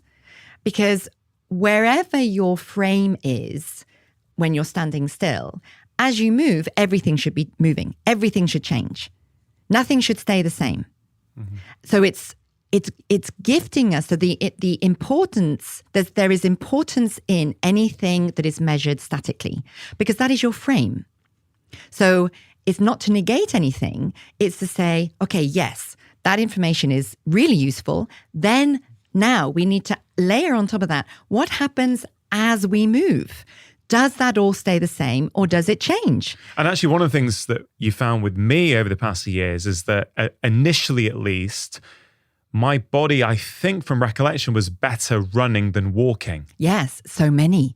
Explain that. Why would that be the case? Because when you're running, you're free of the ground. So anything within the remit of contralateral movement, so opposite arm and leg, twist through the system, which is our innateness as a human. So we're the only mammal that twists within the field of gravity. We don't have to bounce up and down like a kangaroo or a rabbit. Neither do we have to slither like a slithery thing. So we twist in the field of gravity because we have this transverse plane twisting rotational So that's element. what, if someone's imagining walking as their left foot goes forwards to keep going there, like their pelvis is actually orientated to the right, and as their right hand comes through, please correct me if I'm wrong here, Helen, but what your chest is relatively orientated to the left. So it's easier for, if you're listening, to just do it. You stick one arm in front of you and that arm turns your rib cage away. You feel that? Yeah. Am I doing that? Yeah. Turns it away. So it shouldn't pull you towards it, because then can you feel how tight that is? So if the reaching arm doesn't turn you away, how do you reach? So if you block, conversely, if you don't let the rib cage move and stick your arm out at 90 degrees at shoulder height, stick your arm, can you feel that you don't get anywhere? Yeah. So forward, stick it forward at the shoulder height, and you can't get anywhere. You can't reach, or reach is limited until you allow the rib cage to rotate away from it. Okay, so we're the only mammal that's contralateral. Yeah, and then the opposite leg will do the same. So if I've got my left arm forward, my right leg forward, my right leg is turning the pelvis away from it. Only I see plenty of pelvises rotating into the lead leg, which is why there are so many problems. Okay. So we have this twist in the system where the opposite arm and leg are doing something at the front, and the opposite arm and leg are doing something different at the back. And it is that twist through the system that when you're standing still, you might only have a rotation in one direction. The whole spine might be rotating in one direction. And then as you move, you don't go anywhere near that direction. You only go away from that direction. You only go in the opposite direction to that, and you return to it. So the point being is, where you stand is part of the story. But not the whole story. It cannot be the whole story, because we're movement animals. So it's, okay, well, and it's not necessarily what you think is going to happen. So you can look at somebody statically and think, I hypothesize that so-and-so is going to happen. But I'm often surprised. I didn't expect that. I didn't. And I've seen, I don't know, thousands of people. I didn't expect that to happen. Oh my goodness. Every day is a learning day. So there are so many strategies within a system. This is why we can't cognitively plan everything. We have so many, people call them compensations, and I think that's a little bit mean. Our body is so amazing. These are amazing strategies. So it stands like this, but it doesn't move like that at all. It has a strategy to do something else entirely to make movement as easy as possible for that person with that context. One of the things we discussed in our first conversation was my emergency appendectomy when I was 7 or 8 years old in India, and how our feeling was that was still influencing my movements significantly as an adult. It was very, tight, mucky, painful in there. And we could actually look at all my movements, and pretty much everything was done to avoid me closing that scar down. So I would do anything. I wasn't even aware of. I'm only bringing this up because you're saying the body is amazing. My body is phenomenal because it was saying, hey, I don't really want to go and compress that area because there was a problem there. There was inflammation there. There was pus there. You had an inflamed appendix. Maybe that helped me whilst my appendix was inflamed. It sure ain't helping me now in my 40s in terms of my movements. Yeah. So it's really interesting, isn't it? The body is amazing. The body will do whatever it has to do to keep you functioning and moving. And everything works until it doesn't. Yes. And the brain has so many potential connections that some brain scientists are saying that really for anything human, the sky is the limit. So set the bar high. I would suggest to people, set the bar as high as you can, because they haven't found the limit in human potential, which is why, of course, they have to keep rewriting the Guinness Book of Records. So this isn't just, athletic prowess. This is on any subject. So if we can look at so somebody would come in and lots of the things that would have helped their friend. So their friend has said, oh, try stretching, because it helped them and it helped a myriad of their friends, because stretching works for many, as does strength and conditioning, as do pain meds, as does surgery. What else is there out there? As does acupuncture. There are so many, as does meditation, as does massage. All of these modalities help many people, which is why they exist.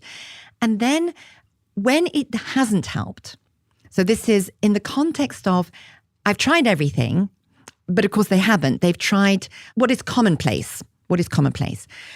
And what isn't commonplace is, in my experience, is looking at movement from the point of view of, well, have you got all of your fundamentals? Have you got organized movement at the level of just baseline?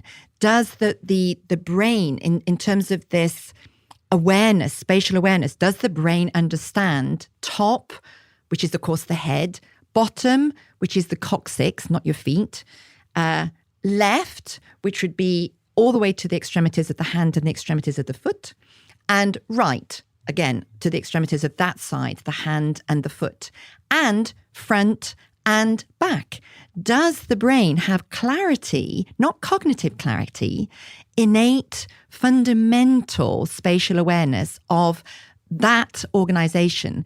Because, to go back to the question, why do people run better than they walk?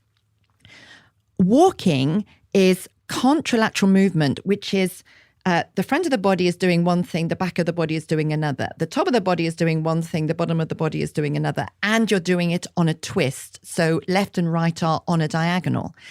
You can't access that at any level of smooth efficiency if the brain doesn't have fundamental spatial awareness of all of those things that I've listed already.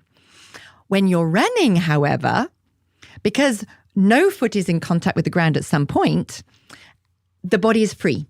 The body is now, there's no reference point. The body is free. So any limitation in this fundamental movement pattern. So a common one I see is the shoulder girdle is really tight. So the shoulder girdle doesn't actually move when they're walking. And I will push the pace, and I do this so often. I will push the pace, so I'll ask them to walk, and everybody can do this. So walk freely, just walk normally, not as if anybody is looking at you. And you can do a selfie on a mobile phone, so you walk. And you'll just walk a few paces away from camera. So what you need to do is start walking and then appear in the camera so that you get a flow for your whole recording. Then you do the same, but now you're walking briskly. You're going to be late. You're going to miss the train, but you're not allowed to run. So you're walking briskly. And I do that if I suspect I'm not sure that shoulder girdle moves. So when you're walking easily, maybe the shoulder girdle doesn't need to move.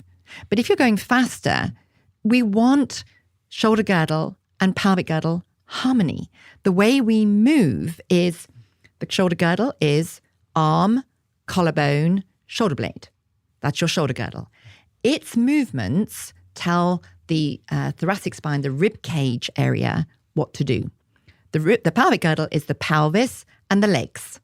And their movement feeds into the lumbar spine, the lower back. And then they sort of meet in the middle and there's a little twisting action. It's a spiral, actually. So really organized, smooth, coordinated movement is the harmonious cooperation between the shoulder girdle and the pelvic girdle. The girdles are where the gold is. So I might see somebody walk and I can clearly see the pelvic girdle is moving because they're putting one stride in front of the other. And the shoulder girdle is muted. And I'll think, oh, what's all that about? So maybe it's muted because they're not going very fast. And who needs to swing their arms if they're not going very fast? So I'll push the pace. So now their arms need to move. Otherwise, how are they moving? And what happens is the shoulders don't flex, but the elbows do. So the elbows bend. So the arm swings back and then the shoulder comes forward. As soon as the elbow is underneath the shoulder, all that happens is the elbow flexes. So they walk with their lower arms. They walk with their legs and their lower arms, not their whole arms. So, and the issue with that is what? So now the shoulder girdle is limiting the pelvic girdle because there's no freedom in the shoulder girdle. There is it limits the freedom in the pelvic girdle because they move in cooperation. So it could lead to pain. It could be the reason for your pain and discomfort. In my experience, it is commonly connected with hip pain. Yeah. So pain and protecting our joints in general is, I think, something that concerns a lot of people. You know, they want to move more. And I know we covered this right at the top about that running is not bad for your knees. Maybe the way you are currently running might be, but if we can change that, then it is not bad for your knees, right? Yeah. And to just follow that through right now, when you're running and you're not in contact with the ground, the shoulder and the arm doesn't need to swing from the shoulder anymore because you pick your arms up, then the shoulder girdle can move. So then it's a completely different picture. When they're walking, the shoulder girdle doesn't move, the upper body doesn't move, but the legs move. When they're running, the shoulder girdle does move. So for some people like me, running is... freedom. It's freedom. But the problem is the effect of the not moving shoulder girdle on the pelvic girdle when you walk. And now it's not the running that is causing the problem. The hip pain comes from the way that they're walking, but now there's impact because actually they're moving better when they run. Yeah. It's not just, it's smoother, and that's why they enjoy it. But it hurts every time and they associate it with the run when actually it's the movement patterning at a fundamental level.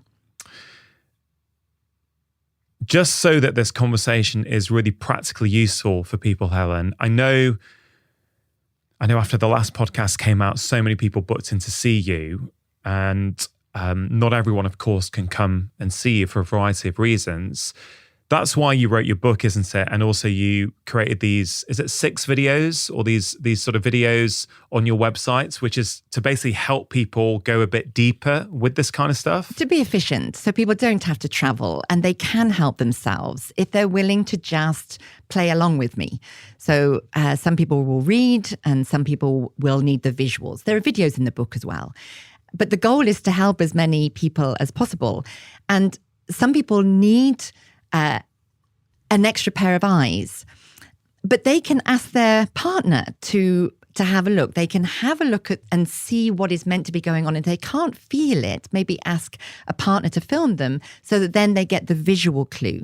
So because that's another part of the brain understanding where we are. Yeah. Visual fields help enormously. And I think in our first conversation, you were talking about one of your clients, footballer from recollection, who basically didn't know his head was forward.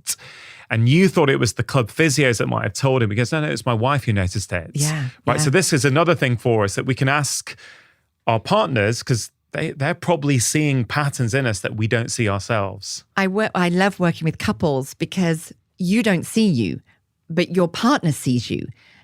From all angles, often. They don't see themselves, but you see them.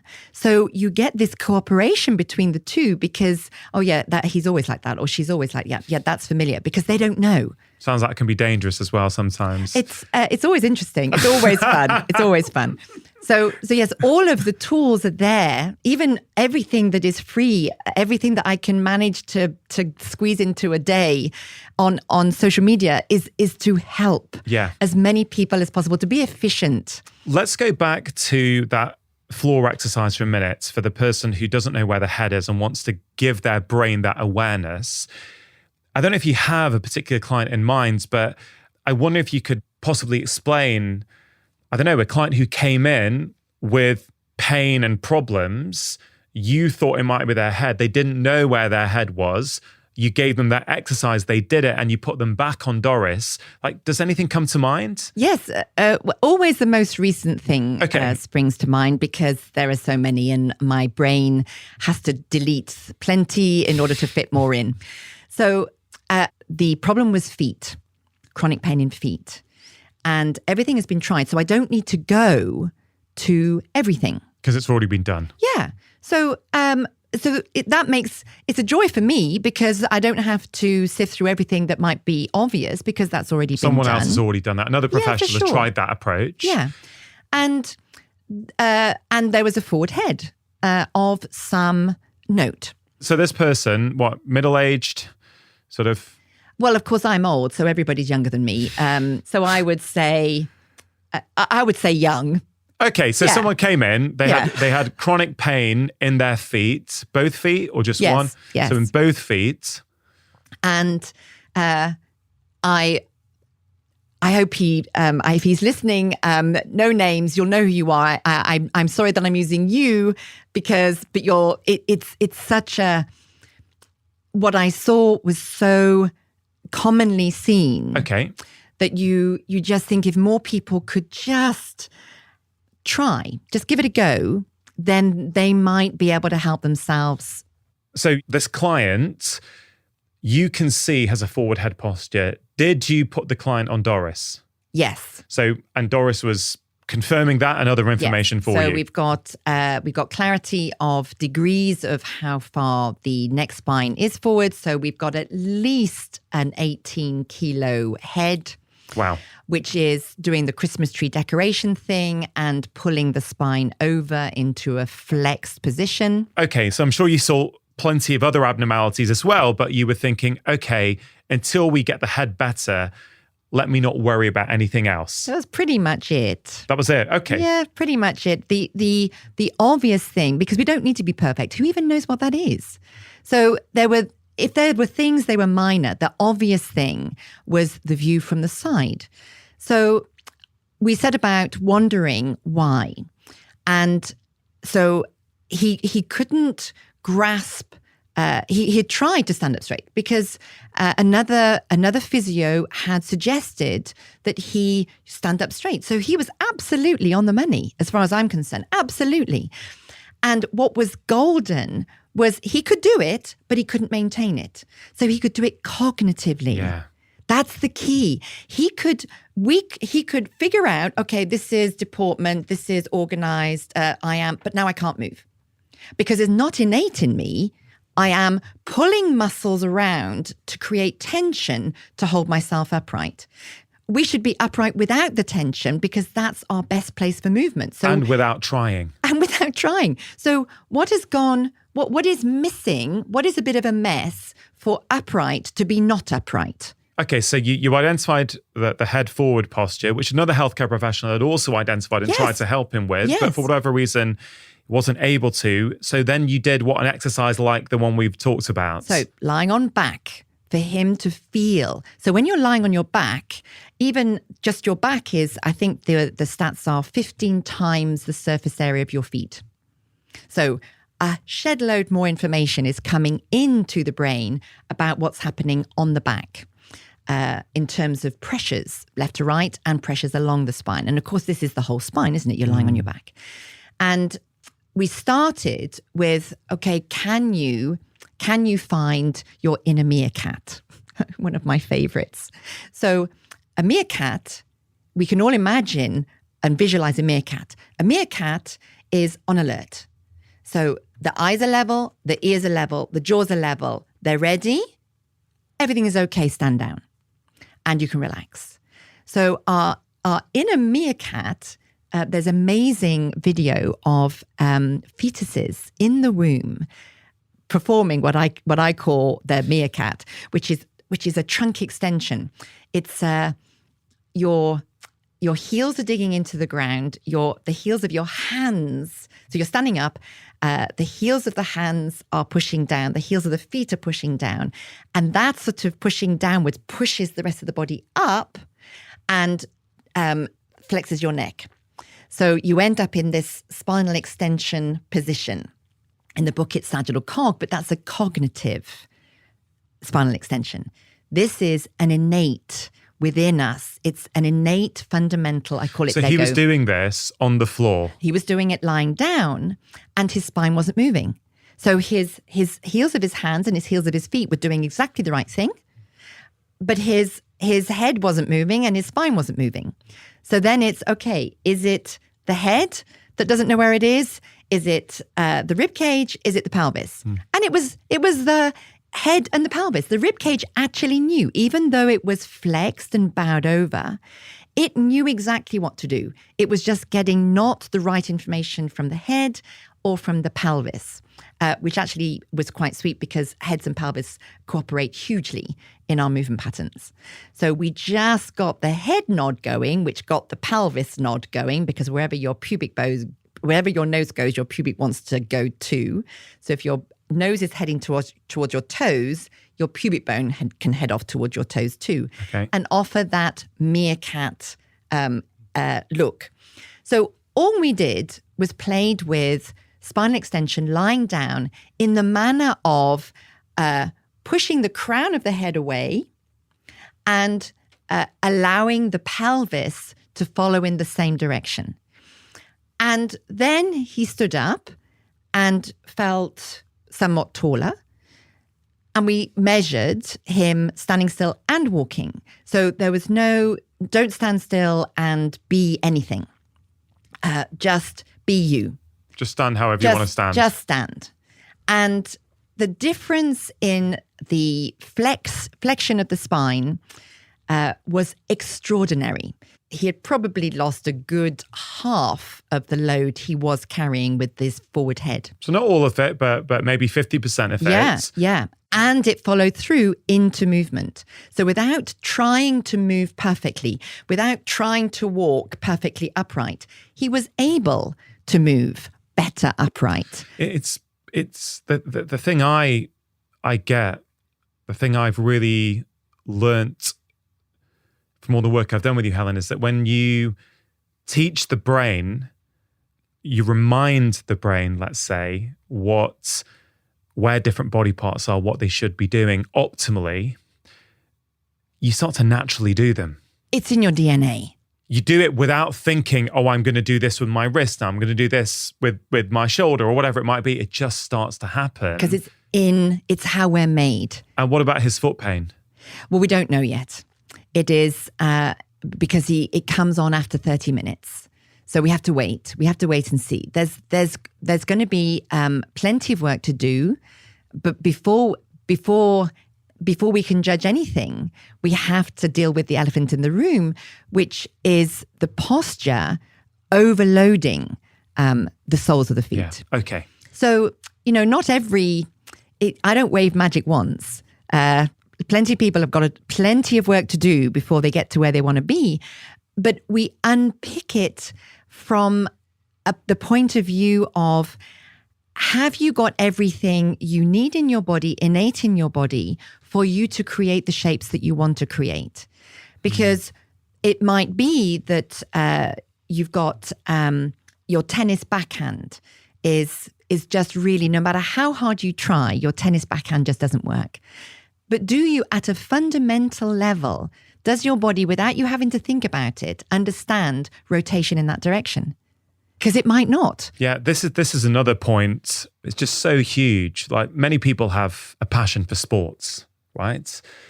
We can get sidetracked with running or walking or skiing or your tennis backhand, right? And it's not to say coaching in those areas isn't helpful. Of course it is. But sometimes we just don't have innately the movement that coach is asking us to do. It's just not within us. So it's how do you move? I often say that good health, 99% of health, frankly, more than that, occurs outside the doctor's surgery. It's the same thing with movement, right? 99% of good movement is happening outside your sport. Yeah. You bring all of you to the sport. And so at a fundamental level, of all the fundamental movement patterns that we have, say by the time we're 10, of all of those, how many are organized and you will then use them in your sport? You don't do these movements for your sport. You have the movements to enable the sport. An easy example is the rower who rows on a side of the boat. I don't know the words. I won't even attempt to. So he is a rower on one side of the boat, and his spine is showing that he side flexed towards that side, and his shoulder girdle is leaning towards that side, and all of the good stuff. And he's injured, and they're saying it's because of the rowing, and which can't be incorrect, but it doesn't come about because of the rowing. It comes about because of the shape he's making, which put him on that side of the boat. And his coach knows that if the guy on the other side of the boat was sick, he couldn't put this guy in his place because that guy doesn't have the movement pattern available to be on that side of the boat. We are good at what we start to do because we're good at that already, because we have those movement patterns. And if we can just get our head around that and realize that we didn't get good because we did more, we would get better at it and maybe more skilled at it. But we're good at it. We were good at it right from the get-go. But we should all have the fundamental movement patterns. Yeah. And this is what pains me with children at school. Oh, you're no good at sport, so you're just left in the library. Instead of, you don't want to move much. Well, I wonder why.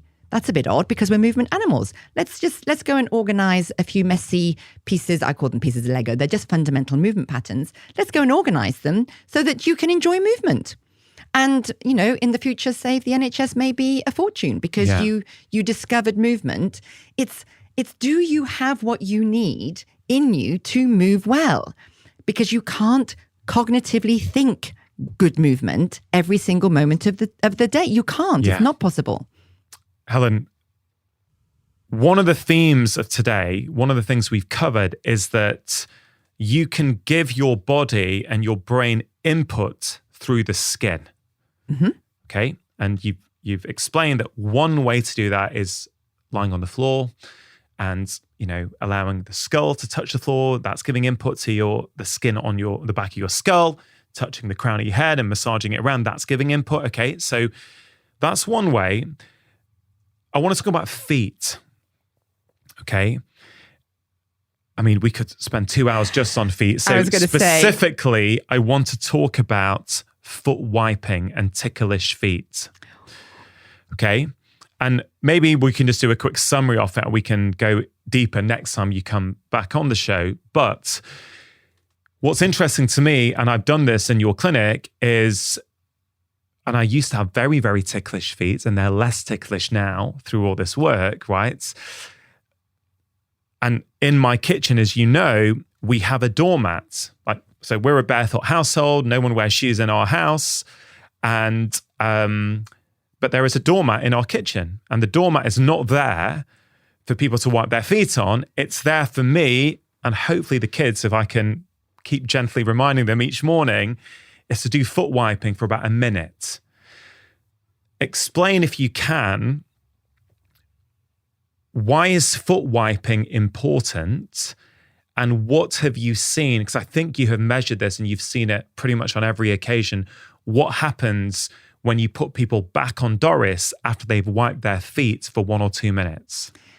Okay, it's so big. The skin is full of skin receptor cells that give the brain information, and we feed it in from the extremities. And the most sensory input is found in palms of hands, soles of feet, and tongue. And these form the extremities, of course, feeding into the system. The tongue is an extremity because it's the only part of the human body that can be outside the human body and not be called a prolapse. So, and it's a very cool muscle because it never gets tired, ergo me talking all day and getting sidetracked. And it's attached to the hyoid bone, which is a very cool bone because it's the only bone in the human body not attached to another bone. And the tongue is cool because it's only attached at one end. It's the only muscle attached only at one end to a bone. So we have all this sensory input coming in to our system to feed information to the brain about what is going on as you move around through space. And initially, we have receptive fields which are hypersensitive. So you can replace ticklish feet, which is just, I like easy terms. They're hypersensitive. These people struggle to walk on a pebbly beach would be horrific for them. They would need to put shoes on. They don't, even the slightest bit of gravel. It's like Princess and the Pea. Their feet don't like being in contact with the ground. I call them squeamish souls. Is that normal, or should I say, is that optimal? It's not, it's suboptimal. It's common, but it doesn't mean it's right. So we have these sensitivities in our feet when we're born because nobody is born with any arches. Nobody's born with bunions. I've told people have told me that they were born with their bunions. Nobody's born with a bunion.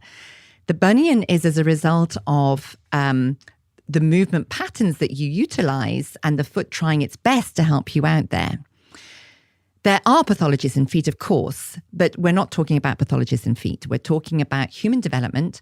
And initially, there are receptive fields in the soles of the feet, which when triggered either through a stroke in a certain place and a certain direction, and or traction, so lengthening of tissue, it fires off a reaction, a reflexive reaction. Now, a reflex travels at 180 to 270 miles an hour. It's super fast. It's happened to you. You didn't choose it. It's already happened. It's a stereotypical response to a stimulus. And we need it because we're a blob at the beginning. So we need all these receptive fields and sensory input to create the response of movement for our body to start to move, to get us repetitively muscle strengthening. It's like strength and conditioning for babies, to get us upright in the field of gravity. I am simplifying this hugely. Mm-hmm. It's a huge chunk of brain science. I made a little animated video, 17 minutes long, in my attempt to try and excite people about the subject, because so often the answer is here. Where is that video? YouTube. It's on YouTube, on your YouTube channel. Right, we'll put a link to it. Free, and because if nothing else has worked, check in. Just if you watch the video, people tell me that they suddenly thought, oh my goodness, so maybe when I couldn't do I went to ballet class and I was great on everything except plie, and I couldn't find my heels. So they were a toe walker, couldn't find their heels. This is to say, as a human, a grown-up human, I can't find my heels. This is nonsensical, isn't it? Of course you can find your heels. But at a fundamental root level within your DNA, the heel thing isn't going on. So they walk on their toes. Brilliant at sprinting. Really good equestrians because all the information is coming through the forefoot. And yes, they're pushing their heel down, but it's touching nothing. Yeah. So there's all this... Anyway, so watch the video because it may just pennies dropping from heaven happen in my experience. So the receptive fields create this reaction, toes pinging up all over the place, movement of the foot bones to create the arches on which we need to walk, to create the strength in the 4 layers of muscle underneath the bones of the feet. People think we need cushioning. We've got 4 layers of muscle. Yeah. They should be busy cushioning us. We shouldn't need to have shoes. We enjoy shoes where we're bright. Humans are developed. Our feet get cold, so we'll protect our feet. Our feet get too hot from the burning sun, so we might have a layer of material to protect us from the hot ground. But we don't need cushioning because we have it. And we have give in our feet from the development of the arches. This all starts before we've even got onto our feet. And the problem is, and this is an opinion, dare I say it, baby grow should be banned because the foot, can you imagine if the baby's foot is wafting in the sky and the baby sees it, doesn't realize it belongs to them, grabs it, sticks it in his mouth because everything is explored through mouths. I've got a puppy, everything goes in his mouth. So it's explored in the mouth and the tongue on the foot triggers all this movement, which gives the baby great joy. So they keep doing it. So we have all this movement. Can you imagine putting a dry cloth in your mouth? Do you think it's going to stay there very long? It's not fruitful. It doesn't give any kind of reward. So that's not going to happen again. So it is only an opinion, but we are finding instead of injury rates going down, they're going up. Yeah. They're going up and up and up and up. And I am seeing people do lots of footwork, lots and lots and lots and lots of footwork, and still the problem remains. And when I test the soles of the feet, they are hypersensitive. Hypersensitive. These feet don't want to be in contact with the ground. These feet don't want to be in contact with the ground.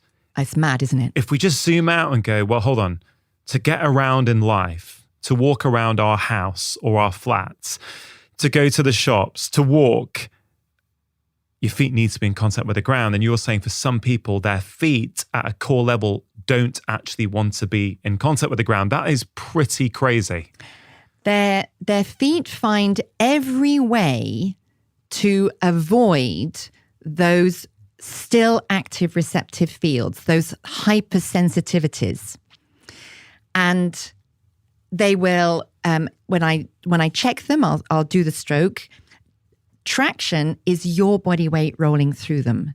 So when you're on them, you are triggering that response because it didn't ever get organized, or it got organized and you had a concussion and then it wasn't organized again. But this is fundamental feet freedom. We've got 33 joints down there to do exciting things. If your feet are squeamish, if they're hypersensitive, if they don't like being touched, if you thought of a pedicure fills you with horror, if you have to put socks on all the time, if you have to have something protecting them all the time, if you have pain in your body, my go-to, so it's almost like topping and tailing. Okay, check your head, yes, for sure. And go down to your feet.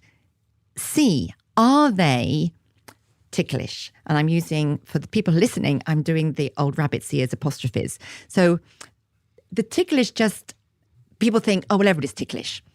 Well, no, actually, they're not. And it is simply a simple term to describe hypersensitivity.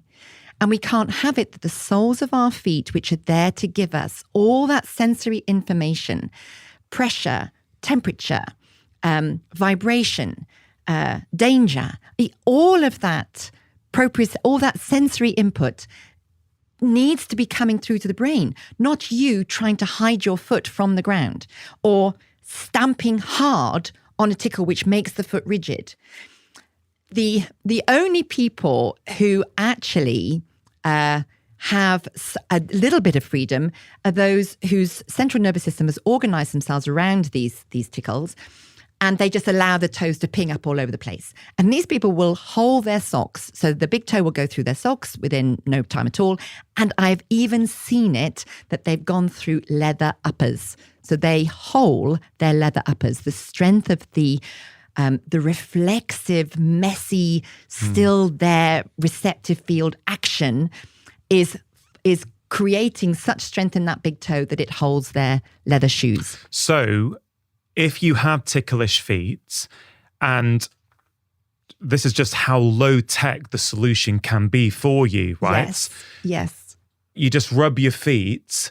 I think it's almost as if you're putting out a cigarette stub. Yeah, so there's a receptive field where the toes meet the foot. So to access that area, it's as if you're stubbing out a cigarette. Right, so you're doing that for, let's say, a minute or two. Yeah. What have you seen on Doris when people with a variety of different symptoms, you found that their feet are hypersensitive, they rub their feet, you get them back on Doris?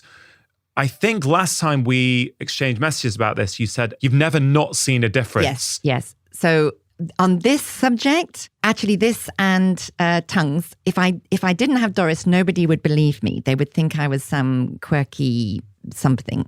So, but because I have the data, I have 8 terabytes of data to support everything I do because I'm curious. I'm thinking, well, what does it do? What does it do? Oh my goodness. And I had a group of guinea pigs who did I did a little pocket research.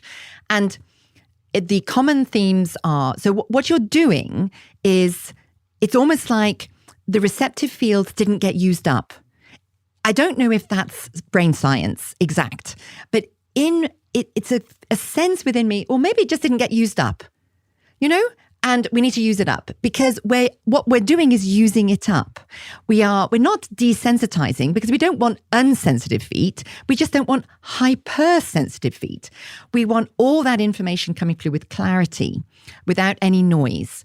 So we are vigorously scrubbing every single millimeter. Imagine you have got treacle or something sticky on every single millimeter of your sole, and you're trying to get it off. So you need to go into the inside arch. And I've had people pulling faces, I don't like it. And if they just stick with it, I always say, like you say, attach a habit to another habit. So if you've got an electric toothbrush, you can let the toothbrush do the brushing up here whilst you wipe your feet for the 2 minutes it takes to do your teeth cleaning. And if you do that twice a day, great things happen. I'll tell you a story in a moment. And what I measure is consistently. So the person reports, well, I think I'm probably making it up, but I do feel a bit better balanced. And everybody second guesses themselves. Or I feel, I feel more ground. I can feel more ground. I feel better. I feel more stable. Somehow I feel more grounded. Oh my goodness, I can feel my toes because their toes were pinging up out. They didn't want to know. And you can see it when you stub out the cigarette. They're doing it, and I have to make videos for them. Nobody should need a video for foot wiping, right? You're just wiping your feet. But you do because people will start to pad their feet. Not scrub They'll avoid them. it. The body's very clever, Oh right? my goodness, the body is so clever. Or they'll lift their toes, the tip of their toes up out of the way so that skin underneath the toes and where the toes meet the foot don't make contact with that prickly doormat at all. They'll find a way. And so they're expressing what they're feeling as they're walking. And I'm seeing in real time the foot pressures change on Doris. So where there was excess pressure, there is less. So where all the strategies were being put in place to avoid or pin down or just not stretch the foot. So they'll just walk hard and flat-footed. They'll just land because then there's no stretch and they're kind of pinning down the reaction. So what I measure is more balanced pressures. it tracks all the way up. I measure it tracking all the way up to the shoulder girdle. It changes the movement, not just to the pelvic girdle, but that changes the shoulder girdle. So if I've changed in feet, then I should be able to measure all the way up to the shoulder girdle unless there's something in the way to stop it getting there. Because the whole body's connected. Yes, and that's the clue. That's the goal. It's like, okay, it's reached the shoulder girdle. Great. It didn't. Okay, what's in the way? So then that's my next train of thought. But I will measure weight shift become more effective.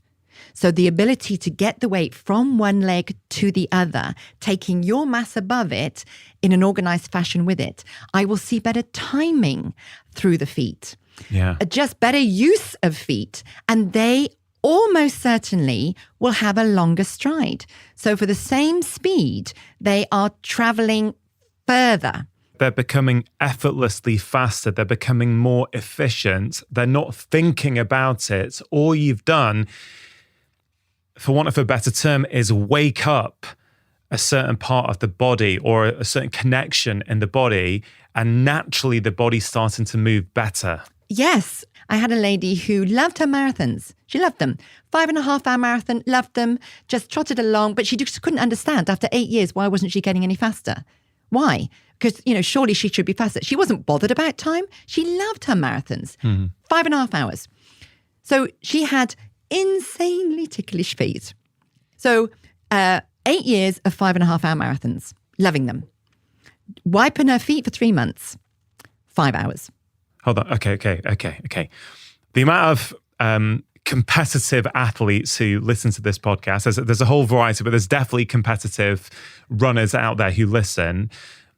You have just said that someone who can comfortably do a 5.5 hour marathon, so for them, that's their limit, that's what they can do, without changing anything, just foot wiping. Just foot wiping. What, a few minutes a day? 2 minutes when cleaning teeth. She was good. Okay, so 4 minutes a day she did. Yeah. And then she knocks off 30 minutes off a marathon time, which anyone who runs knows that that's a ridiculous level of improvement. Yes. Because... with no extra training, no nothing. Her life was too busy. Yeah, because you're changing the innateness. You're changing it at a core level, so you're naturally starting to move more efficiently. Her feet worked better. This is real root cause stuff, which is what I love about it, Helen. Look, we had planned to talk about all kinds of important things like stress incontinence in women and how quickly sometimes you can help them fix it. Yes. Asymmetries, plantar fasciitis, how the brain dictates your movement, jaws. I don't think we're going to get to it in this conversation, but if you're up for it, Helen, let's get you back on soon because those are important topics that are affecting a lot of people. So first of all, are you up for that? Oh, it's my favorite subject to talk about all things body and movement. So we'll do that. To wrap this one up, one topic we haven't spoken about yet, and we just need to briefly cover this at the end, I think, is it's minimalist shoes or barefoot shoes. And the reason I think it's worth bringing that up here, you mentioned that you're not a big fan of baby grows? Yes. So when the baby it's not easy to whip her, but the good reason, you could, if it's warm enough, you can just whip their socks off and give their feet freedom for feet to go in mouths. It's not easy to whip a baby grow off. Yeah. So just to make sure we're being really clear here, I don't want any mother who currently has their child in a baby grow to be getting upset or to be thinking that they're doing something wrong. The context here is how much time is spent in a baby grow. Because if it's all the time, then the baby won't have the opportunity to explore the foot in mouth. It'll explore hand in mouth, but it won't have the opportunity to explore foot in mouth. And so the baby won't be getting as much input. It'll have whatever input it is able to access through on tummy, when on the tummy with pushing with the big toes. And that's another subject. So it's to frame it to any young mum, it would be just notice how often you put the baby grow on, and can you perhaps just chop the feet off the baby grow and put socks on so that they can go on and off according to temperature. And that's it. Yeah, because we have to be able to have these conversations, Helen, because as you say, movement problems are getting worse. The amount of people in pain is going up. The amount of people who aren't moving as much as they would like to, because they also see the science and the studies. They know they feel better when they move, but injury, restriction, pain is often stopping them. And sometimes that is coming at a core level where some of these innate movements that we would always have done in the past are not fully being explored because of how we often live these days. And life happens and stress gets in the way, and that which was organized can become disorganized. So, if we keep checking in with our bodies and noticing, oh, my feet seem more sensitive than they were. Last summer, I was able to walk barefoot everywhere. This summer, I can't. And so the answer is immediately just go and check. Yeah. Did anything happen in the previous year? Was there some kind of either physical or emotional trauma? Which would be enough to upset the system, and then go back in again and just reorganize. Just give the brain the information it needs to reorganize. I have no idea what is happening in the brain when we are wiping feet, but we are just taking the foot away from being hypersensitive to being more functional. Yeah, just finishing off there, maybe 10, 15 minutes ago, you mentioned that we've got these 4 layers of cushioning there in the feet. We shouldn't need cushions. My philosophy is very much that, people say make the case for minimalist shoes. I said, well, hold on. When did they make the case for cushion shoes? I was about to say the same thing. For most of our evolution, we ain't been wearing them and we've been running pretty damn well. We've been moving pretty well. Like, who made the case for cushion shoes? That's the first thing. But the second thing is, I believe that if we kept children barefoot for longer, I believe if we didn't put them into thick cushioned soles and we kept them, if you have to wear shoes for school or to protect your feet when you're out, whatever it might be, if they were barefoot, minimalist type shoes without soles, without a heel to toe drop, I believe that we would stop or reduce so many downstream problems later on in life, back pain, hip pain, knee, whatever it might be. What's your perspective on everything I've just said? So the science is already there. We don't even have to hypothesize. A dear friend of mine was invited to present some of his work in India.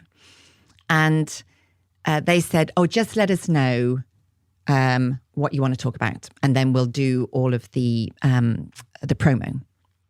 And he was like, what shall I talk about? And he was passionate about feet.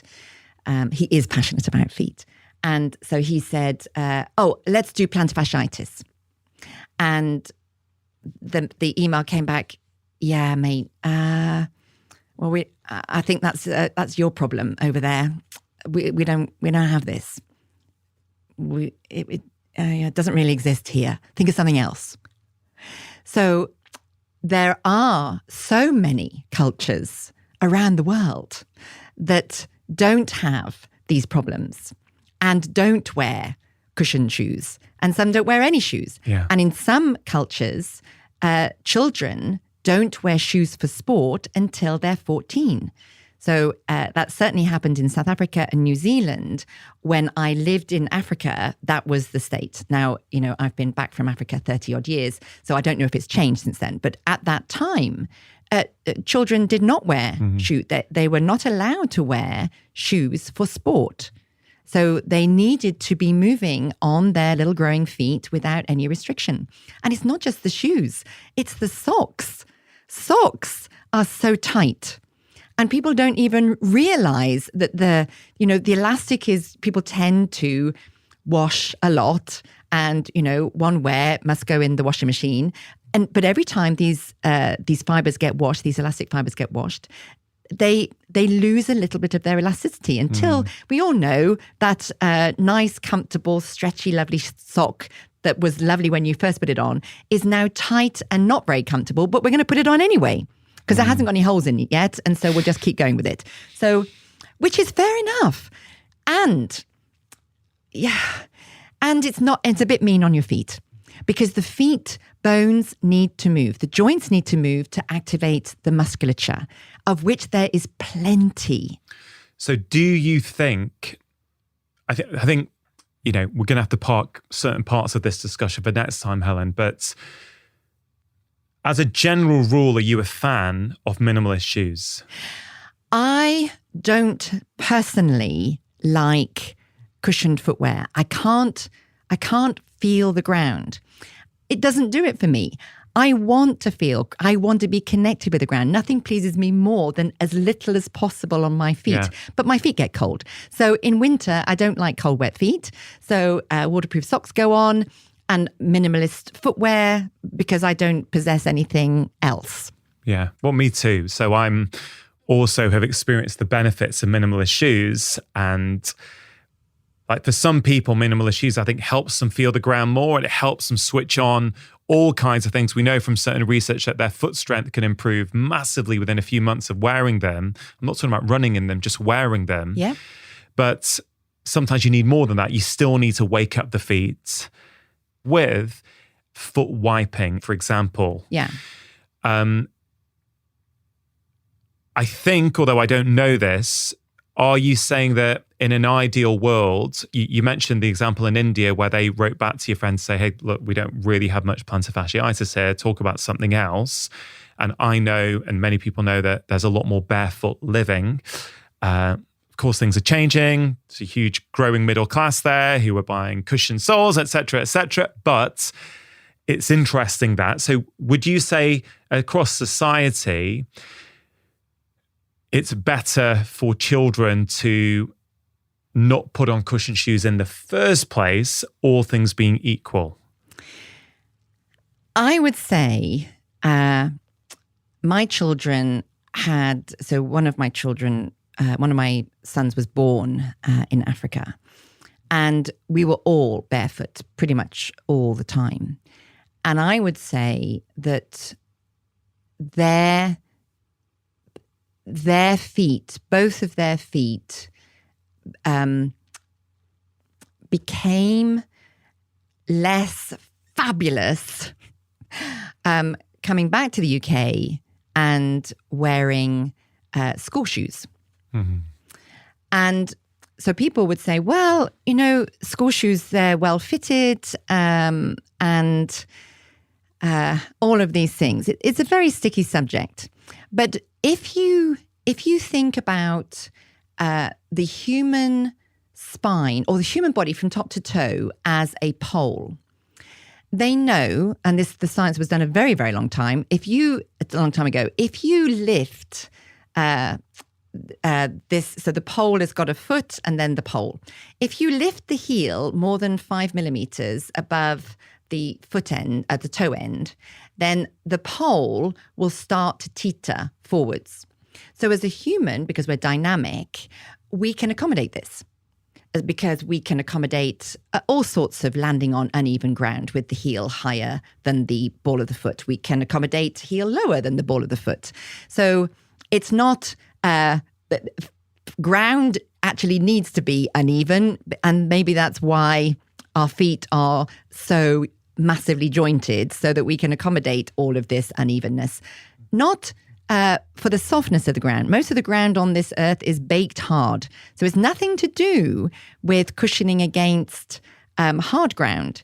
It is the heel can be wherever it needs to be according to the ground relative to the forefoot. But if it's permanently X amount of millimeters above the ball of the foot, then the body has to do something to accommodate it. The foot has to do something, and to stop you face planting, the rest of the body does. So the famous story with very high heels is all about the society we live in, where if a woman's heel is lifted hugely, it plumps up the rear of her body from the calf up to the glutes and tends to push up the front of her body to offer aesthetic pleasure for people who are looking at her. So the origins of heels as fashion items, because we have adorned ourselves for to attract the opposite sex or attract the person that we want to be attracted to forever, because that's how we are made.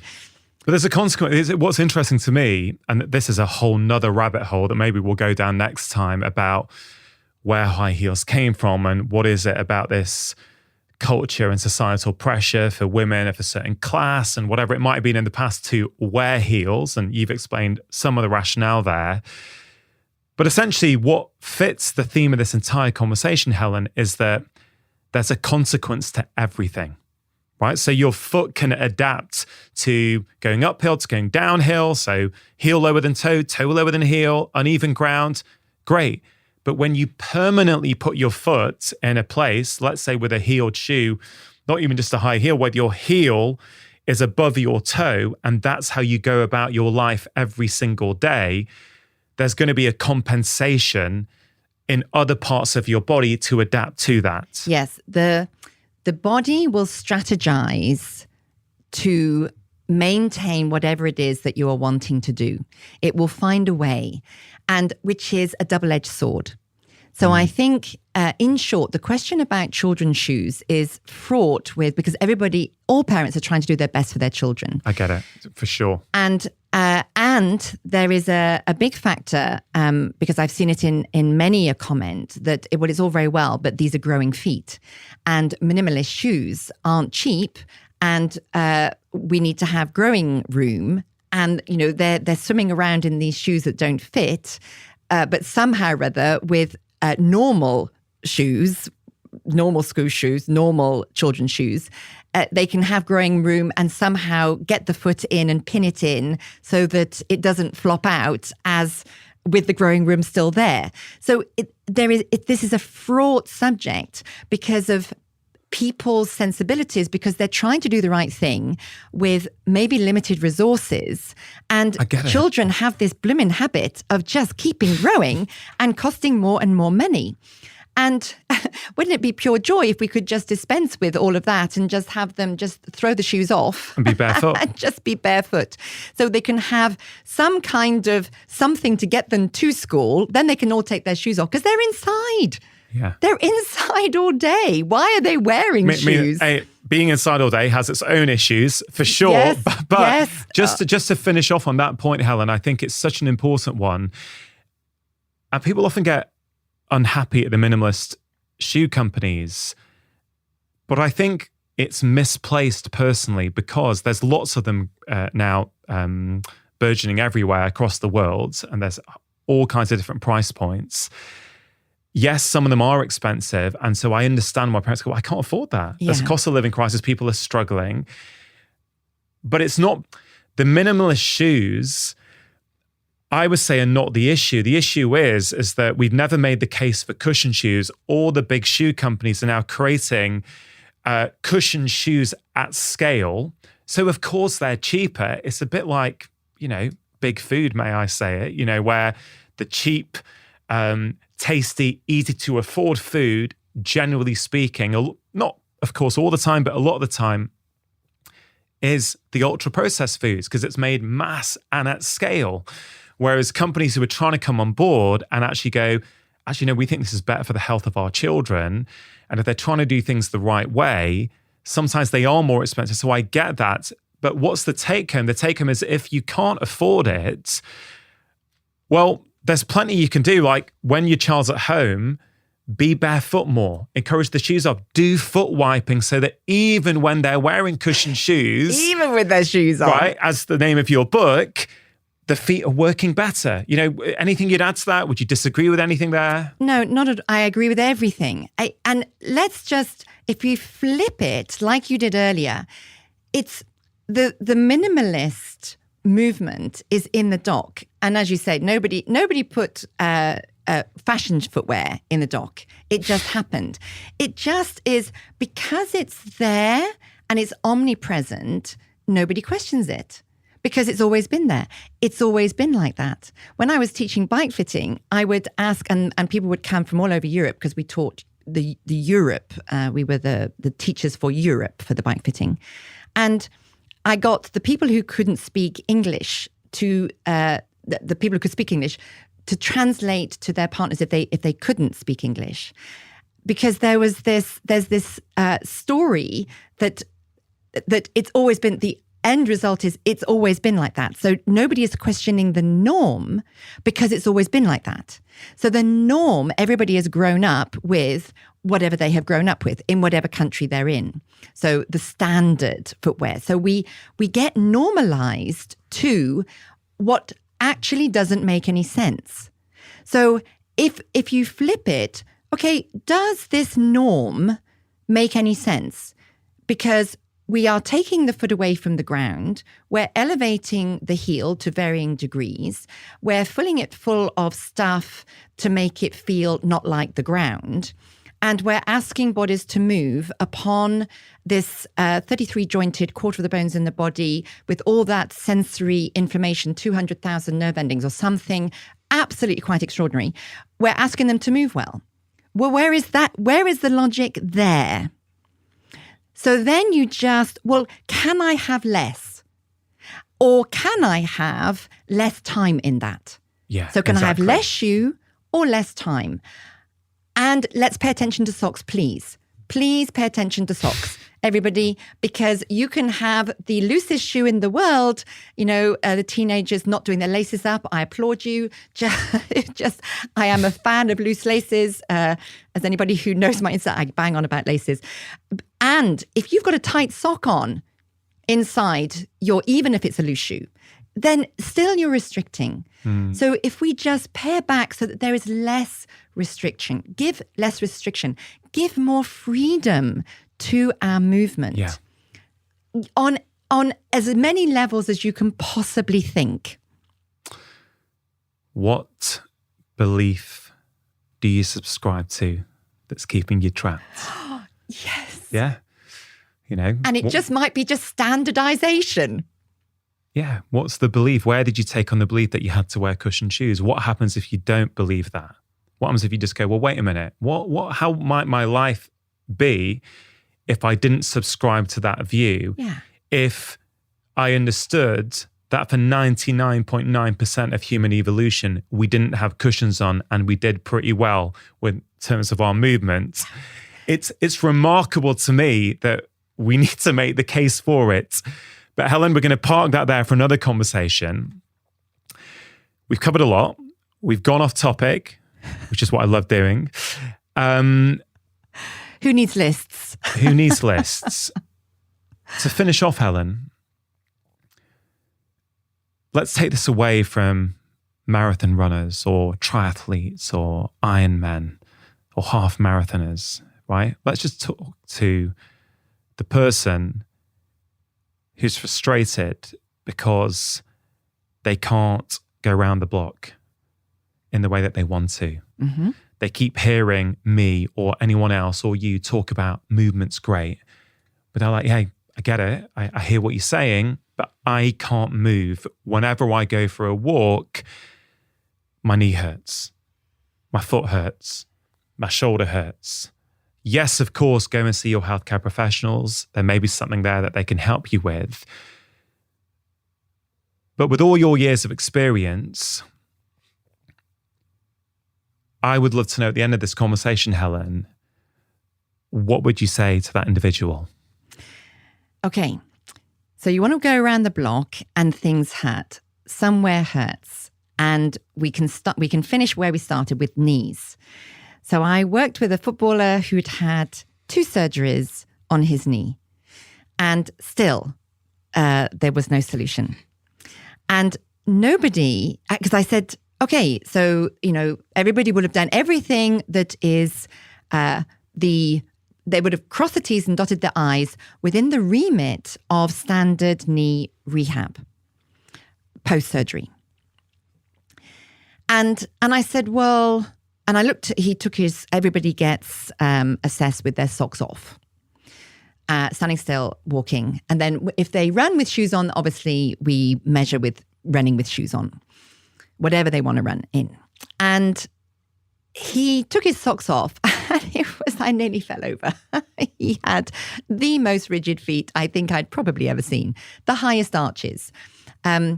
Toe extensor tendons, so the little tendons that come on the top of your foot from your toe to your foot, which lift the toe up, they were like guitar strings. They were so taut. Everything was taut. And I said, well, has anybody looked at your feet? No. So we looked at his feet. They couldn't move. They couldn't move because they were hypersensitive. And then we reduced the hypersensitivity through the very technical art of foot wiping. And his feet could then move. And then we could make progress with the knee function, knee function requires the shin bone to rotate. But if the feet are locked, the shin bone cannot rotate in either direction. It's just stuck. So then we were able to make ground. So you can keep it as simple as lying on the floor, where's my head? Is it even comfortable to have my head aligned with the rest of my body? So the progression is then to take it up against the wall. Is it comfortable for my head to be more or less above the rib cage, above the pelvis, against the wall? And then maybe rub the scalp a little bit to give the brain awareness. Maybe engage in your inner meerkat. I should do it. I've actually got quite a few Insta posts on that one. And the other thing is, so you can physically check top to bottom, and then you can help yourself with the superpower that's above your nose, your eyes. So if that person can see, they can use their eyes to change just about, dare I say, everything. So your visual field informs your spinal activity. Your spinal activity, to a degree, informs it. It's to a degree the other way around, but it's much more the visual field which informs our spine. So we need peripheral vision when we're upright. Our central nervous system feels safety because we only have eyes in the front of our head, unlike other animals that have eyes on the sides of their heads. So our sense of general alert is by having a field of view that goes to the left and the right as well as ahead. So when we access that peripheral field of view, and I measure this so consistently, it's ridiculous. It's such an easy way in. Your spine extends. I had a guy, he didn't run because he couldn't run, but he wanted to. And he showed me his walking and he was looking down. And he said, well, I want to run, but I can't run and I'm embarrassed to show you my running. And I said, please don't be embarrassed. It's just you and me. Just show me what you have been doing. And he ran looking down like a bull in a china shop. He was just so far forward leaning. It was like a bull in a china shop. 3 minutes later, I've got video of this. I wish I should ask him if I could show people, because he went from somebody who absolutely couldn't run, he struggled to move. He changed his visual field. He came and looked at the screen. He went, oh, I look like a runner. And I went, you totally look glorious. Just his visual field stood him up. You don't even need to try.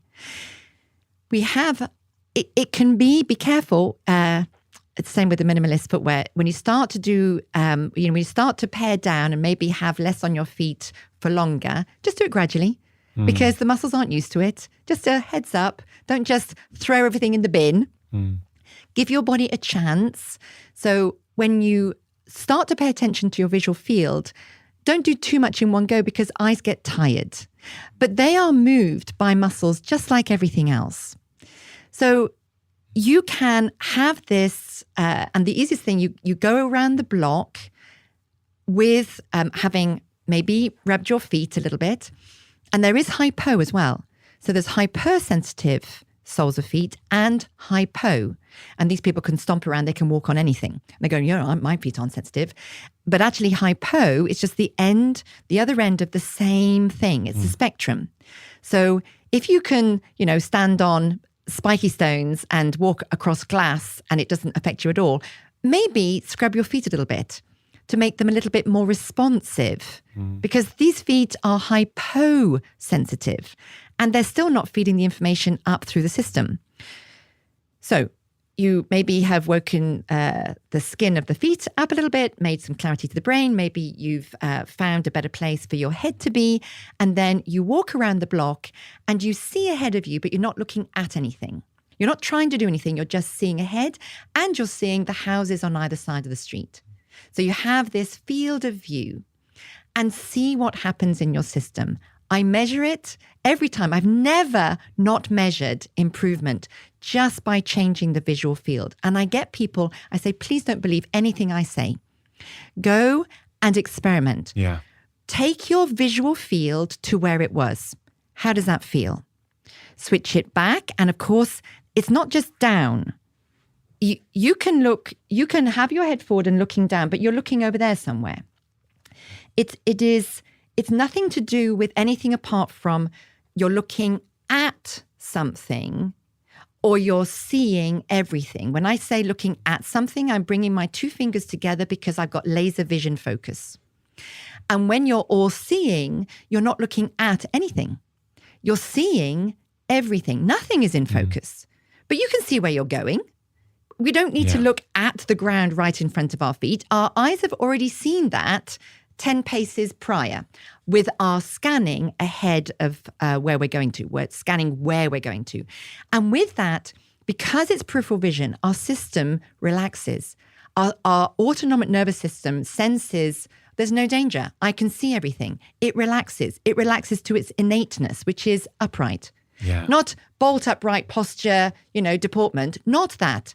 Upright, functionally upright.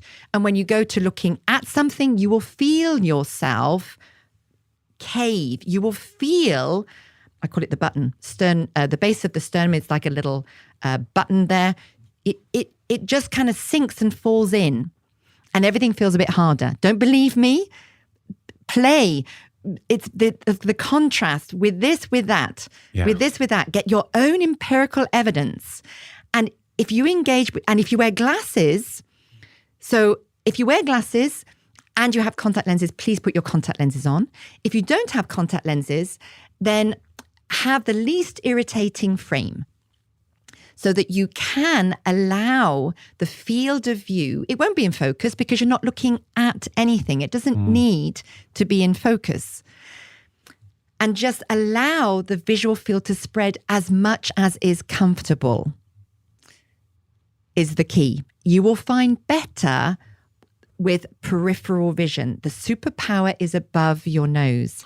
I mean, I've experienced that myself, since I learned that, when you have that soft gaze, that peripheral vision, I feel more rotation. It just feels more fluid. I mean, that really, Helen, I think is a little teaser for our next conversation because we didn't really go into vision properly today as I was hoping to.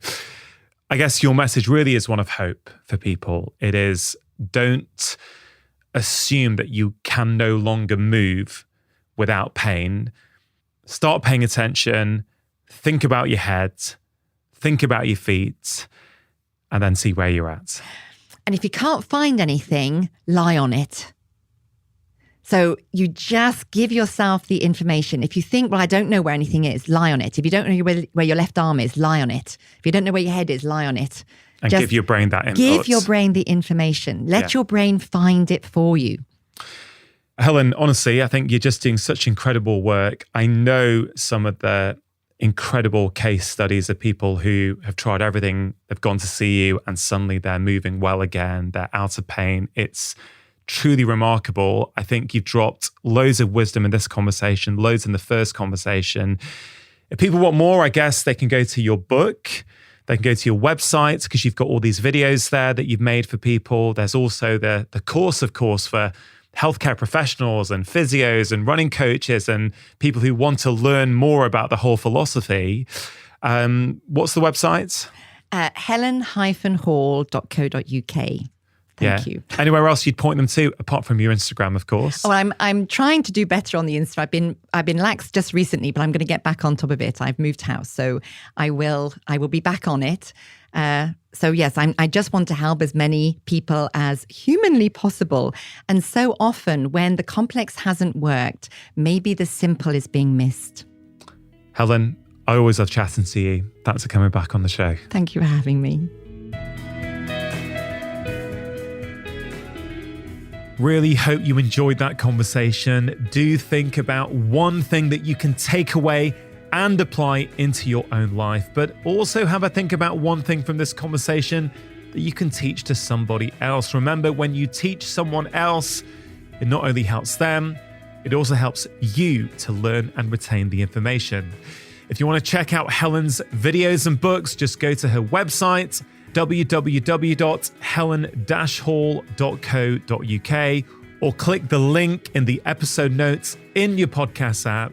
And of course, if this is the year that you are going to take the leap and experiment with barefoot shoes, don't forget that you get 15% off a pair of Vivo Barefoots.